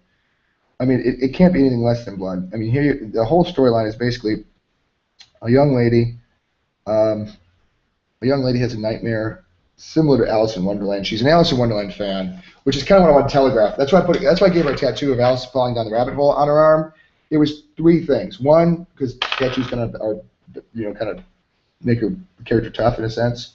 It's kind of a cliche, but the two main reasons were one, to show she's not Alice in Wonderland, and two, to show that Alice in Wonderland is in fact a book, and this isn't some parallel universe where Alice in Wonderland is like reality. The whole point was to show that Alice in Wonderland is a book. She's a fan. She's not Alice. That's why I did the tattoo on her arm. That, like I said, plus it looks pretty bad, eh? It does look pretty awesome. And plus the other thing is too, like I said, when I was going for Heavy Metal Magazine, I'm like, okay, they're not going to want some milquetoast little girl or young lady in her 18, 19, 20, 20, 30, 25, whatever, and not have some kind of edge. So I'm like, okay, tattoos are edgy. It's kind of, again, that's a cliche, but it's a safe cliche. And then I didn't have to undress her to make her edgy, which is kind of a shame because that's what a lot of people think. You got to have these characters that are sexual in some nature, and I was like, I don't want her to be sexual. Not by any means. I'm not that kind of a guy. I go into long debates online about the role of women in comic books, and that's what I love about Trixie. Is that here we have a strong female heroine, a little kooky, but she's not. She's certainly her own independent woman and not sexual. I mean, it's an all ages comic book, so it should be read by even young kids too. But at the same time, that's the other thing too, is that you don't have very many all ages comics that involved women. I'm sure there probably is a handful. Not counting, I don't count My Little Pony. I don't count My Little Pony in that list of all ages. Let me see if I can get this guy done, because that's the thing that's slowing me down from finishing this entire panel. Because I haven't did the borders, and I usually don't do the borders until I got everything done on the edge, and I didn't. I'm just in a hurry to get this page done because it's flowing pretty good, and the pen was the pen was loving what I was doing with it. So I was like, okay, let's keep going. But stuff like this fish with the flowing lines is not going to work with the pen. The pen doesn't like to curve back on itself very well. And I got the bristle, that stray bristle to behave, so that was a plus.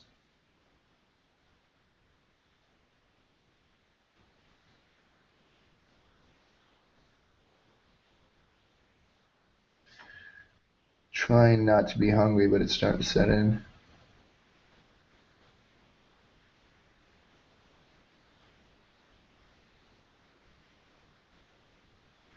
I have food here, but it's more fun to go out and grab breakfast or something. The other side of it is too, I'd rather not have to eat here, because then if I eat here, then I'll be tempted to leave the camera on. You guys don't want to watch me eat. Trying to see if I can get through at least one more, finish this panel up before I get too hungry. My goal is to finish the whole page if I can. And then, like I said, I'll come back after like a lunch break with a Copic demonstration, which I'll tweet about. And also, I'll come back with possibly this evening, depending on what happens with me and my wife tonight, as far as like what she decides to watch when she comes home. She's often delayed at work because she's a teacher. If she has a lot of papers to grade or some kind of grade level meeting, look at that. That's so fun. I have to hold it sideways so you can see both panels together. Isn't that a lot of fun? That's just ridiculous fun. Like angry-looking fish and sea creatures, scared-looking fish and sea creatures, everything swimming away. We see tails and swish lines, and then a big fat close-up that puggered off. So fun. I mean, that's why I wanted to do this page, because on here, because this isn't a spoiler. This is a setup. This is like I don't want to say a pin-up, but it's a setup page. I mean, if you know the Puggernaut's coming back, you're not going to be ruined when you find out this page. I mean, all this is just one giant page of introduction, which is absolutely brilliant.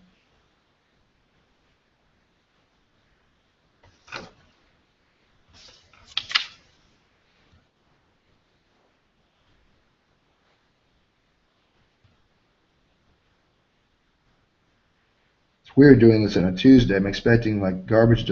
Our garbage company picks up on Fridays, so I'm listening for the garbage truck that isn't coming because it's Tuesday. Because I'm usually off on Wednesdays, and today I had an odd day off.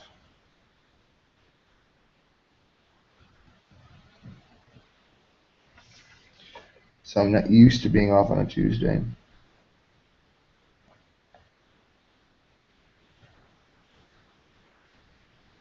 And there we go. 2 panels in a row. Pretty fun stuff. Now I've just got this panel over here, and I need more ink. And I'm going to do this panel, which looks like kind of an undersea panel. Doesn't look like the same creatures. Actually, before I get more ink out, let me go ahead and do the stuff that I think I'll probably be able to do better in pen, which would be whatever this thing is, this like underwater sea pipe thing. It's like an anemone or something.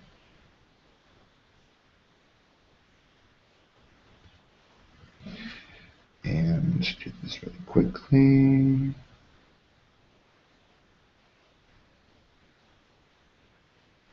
Man, the colors is going to have a field day with this stuff.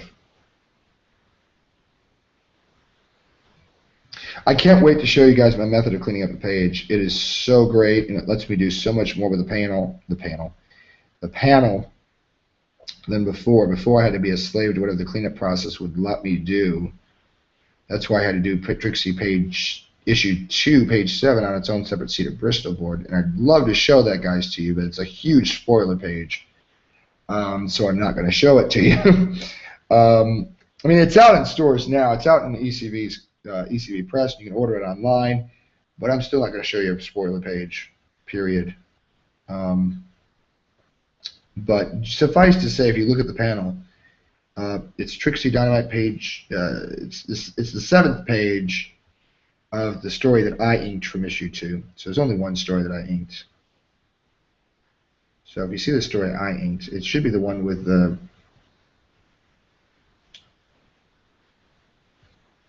It's the one where she flies in from outer space. Literally, she's outer space. Listen to me today. I can't talk. It's one where she flies in from outer space, and there's all the TV announcements, and she literally flies in her jet, lands it in like a parking lot. So if you know that one, that 7th page was done on Bristol board. I couldn't do it in regular because there was so much hatching, and I didn't have the method to clean it up with all the hatching I need to do. And I've since learned how to do a better method, and I can do all the hatching I want, not have to worry about cleanup. I don't lose a single thing with the cleanup process I use now. Well, I lose little details, but nothing serious, nothing seriously big or bad.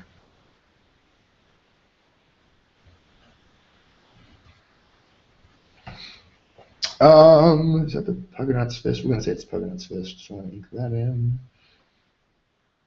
That in.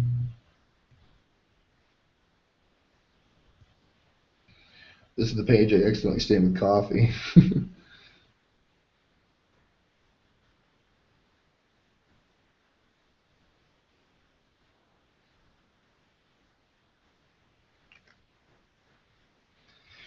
All right. I just basically did all the seafloor creatures.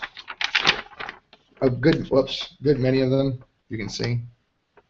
A couple of close-ups on some creatures, which I'm going to do with the pen. I mean, with the brush. And then I'll ink in the Puggernaut. I like doing a lot of the long flowing lines of the like the sea currents with the brush because they change thicknesses a lot. And that's good, though. It makes it look more organic, which is, again, the reason why I don't like losing the pen. Check out the top line there. See how it gets of that ocean current between the. I'll see if I can point it out here. It's kind of hard to hold it still and point it out. This line right here. Yeah, right there. See how it gets thicker and thinner? That's the stuff you get with a brush. It comes naturally whether you want it to or not, which is brilliant because it makes it more organic and. In fact, I'll coax the brush to do that sort of stuff, especially on lines like that, because then it just adds depth. It gives it life, which you don't get when you do it digitally. Unless you sit there and you go, okay, make this part of the line thicker, make this part thinner, which is what I did for Trixie 1. I literally sat there and was like, okay, where would the line be thicker? And thicken the line in, and just so that it looked real, as close to non-digital as possible. Of course, it's going to look digital. I did my best to try to make it look as less digital as possible, make it have an organic flow as much as I could, knowing my limitations of the software.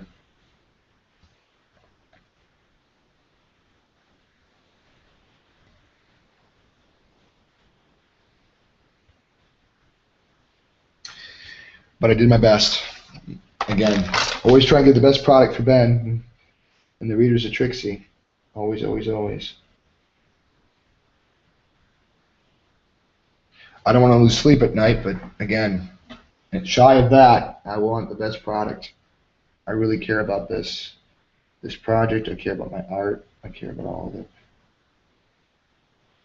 Maybe someday I'll be able to have a convention and people actually will like, hey, I know who you are. I know what stuff you do. I love it.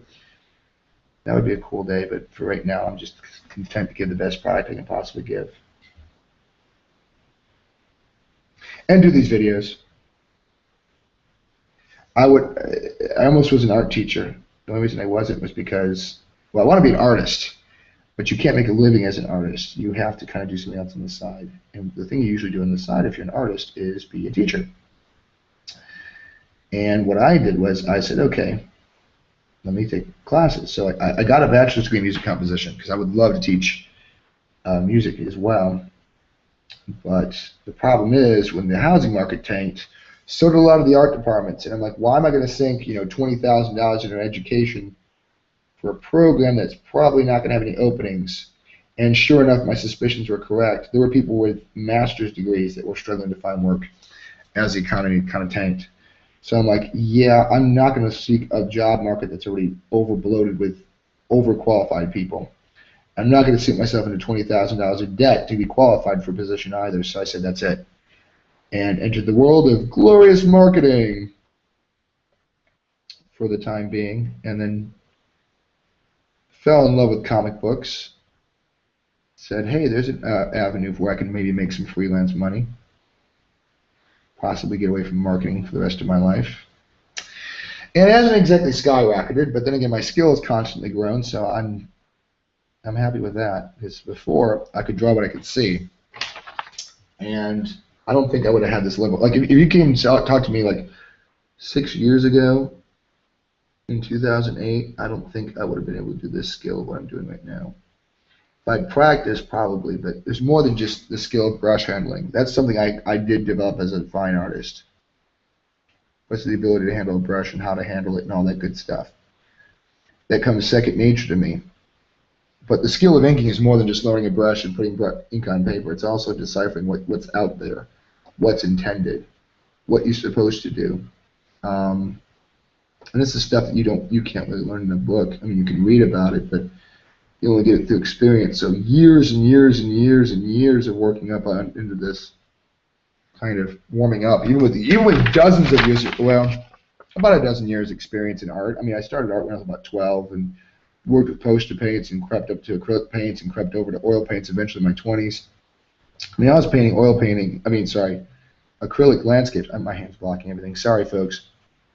I was doing acrylic landscapes when I was like 12, 14, when other kids were doing like, Little League sports and etc. I mean, I was always painting or composing. So brush handling is something that's been in my fingers for like, probably nigh on a decade, maybe a decade and a half at this point in my life. But it's just the technical aspects. The rest of it is learning how to draw. Anybody can pick up a pencil and draw. That's why I get upset with, like, I can't draw. Write the letter A. You've just drawn a pictogram, and you tell me you can't draw. Everybody can draw.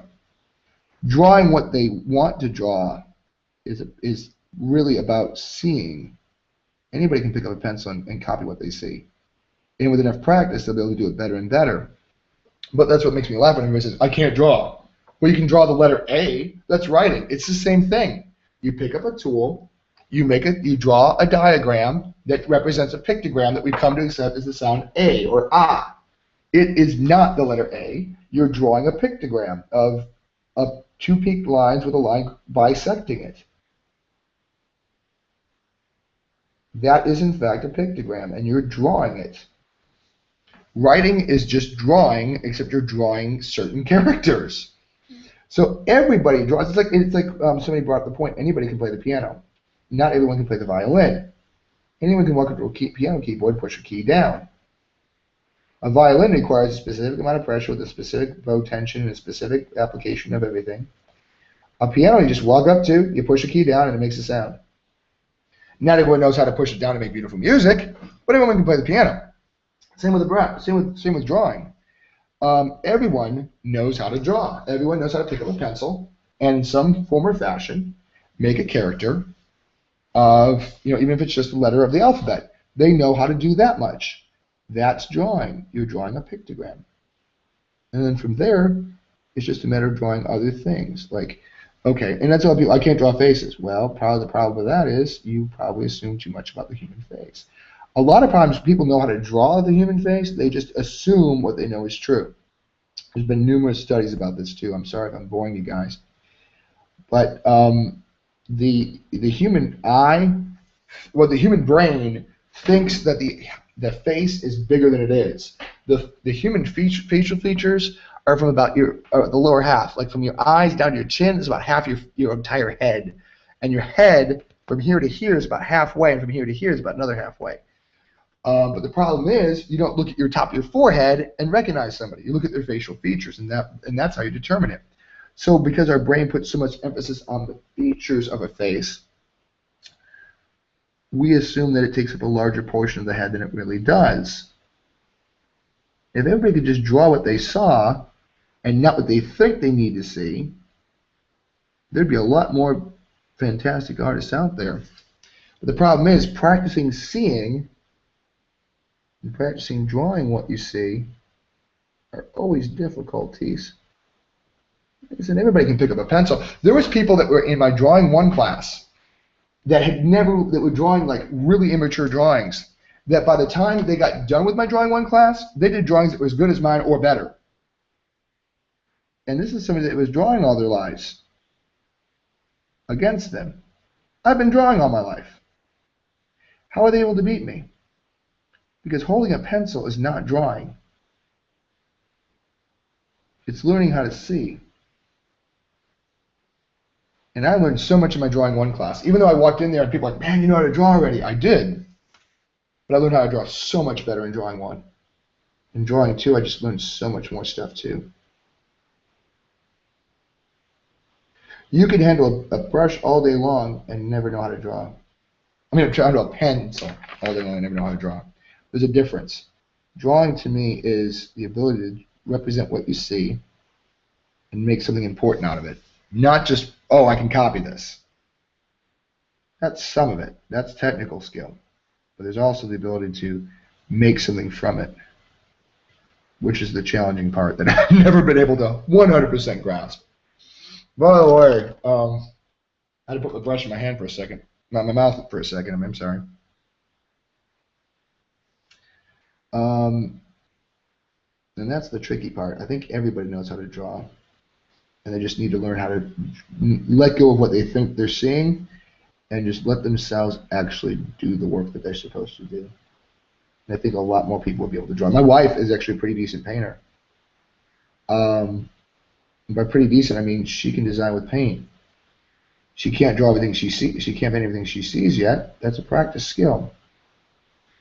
But she can design with paint already. Like, she does those classes where you go, oh, here's a painting. We sketched it out for you. Just fill in the dots, kind of. No, not fill in the dots, but you know, they show you how to do it step by step, kind of demos. She makes improvements to it that I think are better than the actual piece. I'm like, oh, she comes up and like, oh, neat. Is that something they told you to do? She goes, no, I just thought it needed it. And I'm like, whoa, that is an artist speaking. I just thought it needed it is an artistic mind saying, wait, that's missing. It needs it. I'm putting it in. Not just following the instructions. That's why I tell her all the time. I'm like, honey, you have an artistic mind. You're already thinking about, okay, what is missing and how do I improve it?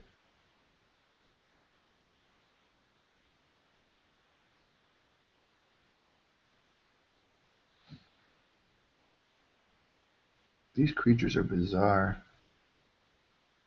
I like that. I really do.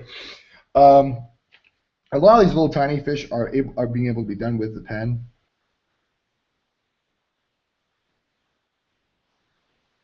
Again, I'm trying to make it flow nicely without going too fast, because if you go too fast, sometimes you make a mistake, and it's not really nice.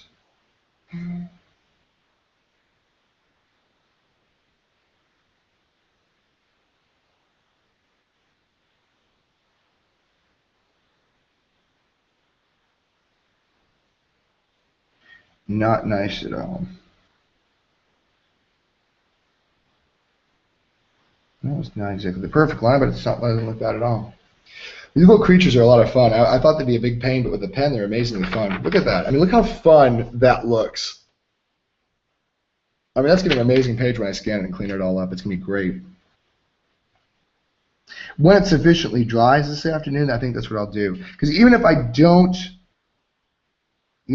do it, even if I do it when my wife's home, I can do it like 10 o'clock at night Eastern time. You guys will be able to see it on the West Coast pretty much live. It'll be 8 o'clock for you guys. If I've got West Coast viewers, I'm assuming I do, being part of Trixie. I'm assuming there's not many East Coast people that are watching me because of Trixie. They're watching me probably because it's me. I doubt there's very many readers on the East Coast of Trixie that aren't somebody that I've introduced to Trixie.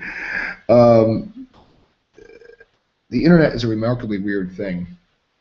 The way I look at the internet is this. The internet, you can find anything you want, but someone has to look for it. You know what I'm saying? You have to know what you're looking for. In other words, if I type in comic book, I'll find probably a dozen comic books. Will I find yours? Probably not. I stumbled across this really great book called Plume. Amazing too. Whoops! Don't go nowhere, Brush.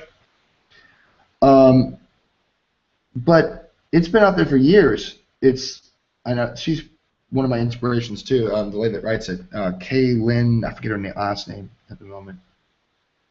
Kay Smith Lynn something. She's one of my inspirations because she is a 9 to 5 marketing person like myself that is over the course of I think 5 years now worked on her own personal comic, and it's not her job. She's not paid to do it. She's done several successful Kickstarters to publish editions of separate issues and whole anthologies of it, but it's certainly not her life, and she keeps up with it though. Can you see that? I'm trying to make sure you can see the panel I'm working on. Let me turn it around. I'm trying to get it out of the line of the fire, like me cleaning the brush. But I want you to be able to see what I worked on recently. Yeah, I'll be able to finish this page before I take a break. What time is it now? Like 1 o'clock. Wow, I did actually get it done in 2 hours. That last 30 minutes, I really got a lot done. So I will take a break. I will not take a break until this page is done. Because it's close enough to being finished. But she does a 9 to 5 job, and I love her book. It's plumecomic.com. You can read every single page of it. But she just goes, you know what? Maybe you guys would like a published anthology edition. She does a Kickstarter. She had a Kickstarter, I think, funded in like 4 days. And I'm like, wow, she's such an inspiration to me because she's a regular person, 9 to 5 job who just has a passion for comics and says, you know what? I want to make my comic book a reality. And so she did. And that's my inspiration for Alice in Zombieland. Actually, she was very kind. I actually told her, says, you're an inspiration for me because I, too, am also not a professional comic book person full-time. And I would, love to be, but I can't. I've got to make ends meet, and, I can't wait to, I want to release my comic to the world. And she actually was very kind. I don't know if how many she reads in a day, but she's like, you know what? I wouldn't mind checking out your comic when you're ready. I thought that was polite. Very nice. That's somebody I'd like to meet in a convention too, is her. I forget her name. I can't remember her name off the top of my head. It's been a while since I've read a comic because the website she has, the blog spot she uses to distribute the pages, doesn't quite load happily on my Mac. So it does funny things. I can't read new pages very easily. I'll probably read them this afternoon. She's got like 8 new pages that I haven't even read yet. I shared it with a friend, and she also liked it too. She's like, I loved it. I was like, I know, it's awesome, isn't it? It's funny how there's so many good comics out there that are just not like distributed by big names. That, man, they got followers though. Such as the one I'm working on right now. Well, actually, it does have a following, and it does have Ben, who's able to distribute it, through ECB Press. And now, of course, worldwide too. By the way, guys, I don't know if I mentioned. TrixieDynamite.com. You can buy Trixie. I don't know if there's any merchandise, but there's definitely the comics. I've been meaning to buy like 10 so I can bring them here to the West Coast. So I can bring them here to the East Coast because I got a lot of people that are like, man, I want to see the comic you work on, Jason. They're interested purely because it's me, but also because now that they've seen what I've worked on, they're kind of curious about it too. So I'm like, yeah, I need to buy a whole bunch from Ben, and I might do that with this paycheck. I say every paycheck I'm going to do it, and 6 months later I still haven't bought any. I want to buy some so I can, obviously sell them to my friends here. Not really sell them because they're going to buy them at cost. Just I'll place one bulk order so that they don't have to, submit it separately. I'm going to wind up buying probably about 4 or 5 for people I work with. Not to mention my sister probably wants a copy, and my good friends want a couple copies too. I overdid a line, so for the first time in probably about 2 hours, 30 minutes, I'm going to get the whiteout out. There we go. I'm very proud of myself. I've used very little whiteout on this page. It's funny how, like, when I always thought I would, if I had time to concentrate, it wouldn't help anything, but this page has gone like so fast, and it's been so much better than the pages I've done at work. In terms of quality of workmanship. I thought it would make a difference, but it's made a huge difference.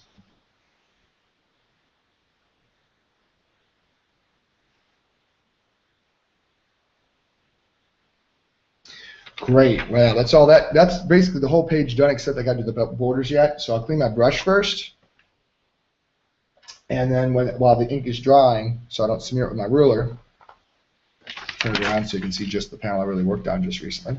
I've got 3 panel borders to do, and then wow, I'm done with this page. I really only put like 4 hours of work into it, because if you think about it, the first video was only about 2 hours, the second video was only about 2 hours. If I got up at like 8 in the morning, I probably would have 2 pages done in a day if I could work straight through. But alas, this is my day off, so I don't want to work too hard, but at the same time, I was able to get a lot done. Well, in this case, since I do have the page done, sometime tonight I will probably show you the process of how I clean it up. Because, I mean, all I've got left is the borders, and this can take me 5 minutes. So tonight I'll probably do, like how I'll show you how, I won't go over how I scan it. I mean, scanning is nothing. You scan it at 600. I'll explain that when I get done, but I always scan at 600 before I clean it up. DC always scans at 600. Ben wants it delivered in 300 DPI. I'd rather scan it at 6, clean it up at 6, reduce it down to 3, and then boom, it's brilliant. Because it prints at 150 usually. Usually it's going to print at 150. But hey, if it's scanned at 6, cleaned up to be ready for 3, and printed at 150, by that point, any mistakes are long gone. It should be razor sharp at that point, which is the beauty thing of doing it at 6. I think I don't know if I built the prints at 6 when I did. I think I built it at 3 when I did Trixie. The prints, the one that was turned into a print, the Puggernaut print, where he's like, wow, he's got his hands up in the air. I think I built that one at 3 rather than 6, because there was no need to clean it up because it was digital. I wish I would have known, too. I would have sent Ben the original Illustrator files. You could have had it razor sharp. You could have made a billboard out of it. I mean, with Illustrator, it's razor sharp if you zoom into 1600%. And, you know, with the Illustrator file, I mean, you could make a poster at the size of a wall and, you know, not lose a single bit of resolution. Which is the great thing about Illustrator, which is why I did it in Illustrator, so there wouldn't be any loss of reception. And this is my 5. I need my 8. And into this line. Oops. Yeah, that's about right.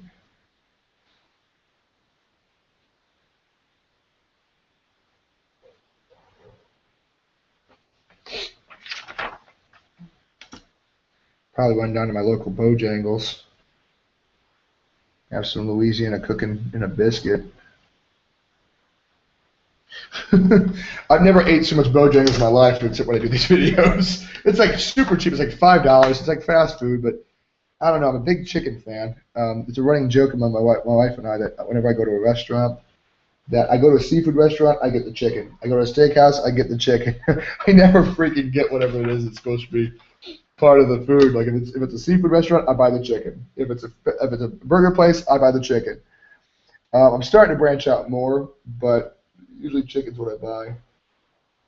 Oh, bummer. My wife had a free Chick-fil-A sandwich, but it's in her glove box. Dang it. Could have gone to Chick-fil-A at 2 in the afternoon. That would have been really good. Well, 1 o'clock. By the way, when you're done with the Crow Quill, it does kind of create like a braille effect, which is something that Jonathan Glapion touched on in one of his Facebook posts. He's like, I love the feeling of the braille pages, because when you do the Crow Quill, it has a raised surface. Like right now, I can put my hand over it and I feel it raised, which is kind of cool. After a while, if rubbing against other pages, it'll just knock off the loose grit, and you'll just have like a smoother surface. But when it's freshly done, you just feel it. It just feels nice. I'm just kind of spot hitting some of the blacks again. Kind of got a little bit overboard on a line here because I didn't quite make it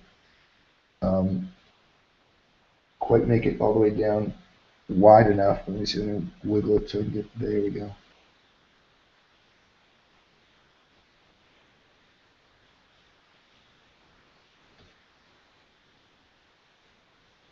There we go.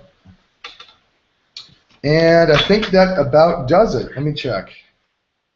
I mean, if I missed a line, I realize after the fact, I won't go and say, hey, it's Jason, time to ink 1 line. But at the same time, this is the time to really check it. And it looks pretty good. It looks really good. Minimal whiteout. You can usually tell where the whiteout spots are by where it's thicker. And I really don't see very many. Dang, I can't even see hardly any at all. I see the coffee stain more than I see anything else. Anyway, page is done. I'm excited. That was like 4 hours of work. Let me hold it up again so you can kind of see it from a distance. Great symmetry of the page, which is kind of cool. Except the only thing, the interesting thing is it's contrast from top to bottom. I just realized that far, very deep perspective, very narrow perspective, but the middle part of the page is very symmetrical, which is kind of cool. And so top to bottom you get this progression, but from left to right it's very symmetrical. It's almost like an Art Deco panel or something. That's kind of cool, like that, almost like a triptych, like you would in a religious kind of piece, where it's left and right panels that match, and that's what you get with this, which is kind of a nice effect. But let me give you a little bit of a close-up too. Of the rocks I finished this time, the goofy sea creatures that I did all this time, and a little bit of the Puggernaut. I mean that's kind of the close-up, but I mean that was pretty much done before. But all those great sea creatures. Let me see if I can zoom out just a little bit more to get you the whole panel. There you go. So I can get my fingers out of the way so you can just get the awesome effect of the. Isn't that great? Great work from Alexander Ragside. And of course, whatever Ben's writing on this page is probably interesting because I can just see Ben's writing a bunch of sea creatures. Panel 4, but panel 4 they look shocked. Panel 5 they all swim away as the Puggernaut steams through the ocean or something. I don't know, but I just feel like just in the life of the page, it's going to be a very exciting book. And I might do another page from the issue. I've got a second issue. I've got actually 5 pages from this issue already, out of a total of 8. I'm trying not to go too deep into the story because it will mean possible spoilers. Because I don't have the dialogue, but if I had the dialogue, it might tell me, oh, it's a spoiler. And if Ben tells me stop, I won't do any more pages. But 2 looks like it's not really spoilerific, so I might go ahead and start doing that maybe next time I do these videos. It kind of depends on where I'm going to be. Because, wait, next Friday or Wednesday, I can't remember what's going to happen. But I'll put another video up. I'm going to do more art feeds to this afternoon. I'll probably grab some lunch real quick now that we're at the 2-hour mark. And then I'll go ahead and come back, do some Copic work. I figured out how to do the Copic piece. Oh, let me show you that too. I haven't worked on it since the last posting. But I do want to show it to you in case nobody tuned in for that. Still working on the cosplay of Lynn Stanley's Copic piece. I got a little bit of hair in the face. It would probably be like a 1-hour video because I don't really see me doing much more. Her nose needs a little bit of touch-up work. Her mouth needs a lot of darkening down. Some of her chin and some of the hair down here, perhaps. I like how it fades out here, so I'm not going to do it too dark on this side. A little bit of darkening up the values, and I'll work on that probably. But it'll probably take me an hour. I printed out a copy of the reference picture, but it really didn't look very good because I used Preview, and Preview is not the best for color management, so it really made it really dark print, not very good. But I've got my wife's laptop, so I'm going to open up a reference picture from there, and from there I'll use that as the reference picture, and then use her laptop as my reference. I've said that like 3 times. But and then if I get that done fast, and I still have time if my wife's going to be home late, I'll scan this in online, and I'll probably scan it at 300 now just to put it up on DeviantArt so you can see what the progress looks like. So I can post it in the appropriate places, and then possibly I'll work on the Allison Zombieland cover. If you've seen if you go to facebook.com/AllisonZombieland comic, it's just a tentative title because there is an Allison Zombieland book that is not related to my story whatsoever. If you can see her kind of ghosted in there. This is the trees that will be around her, so she's kind of got like a spooky wood setting. This side's kind of done. I need a few more branches and some texture on the trees. This side's hardly even started. So I might work on that some while I've got some ink. But I don't know. The main thing is I want to do the marker demo when I come back, and then hopefully clean this up too.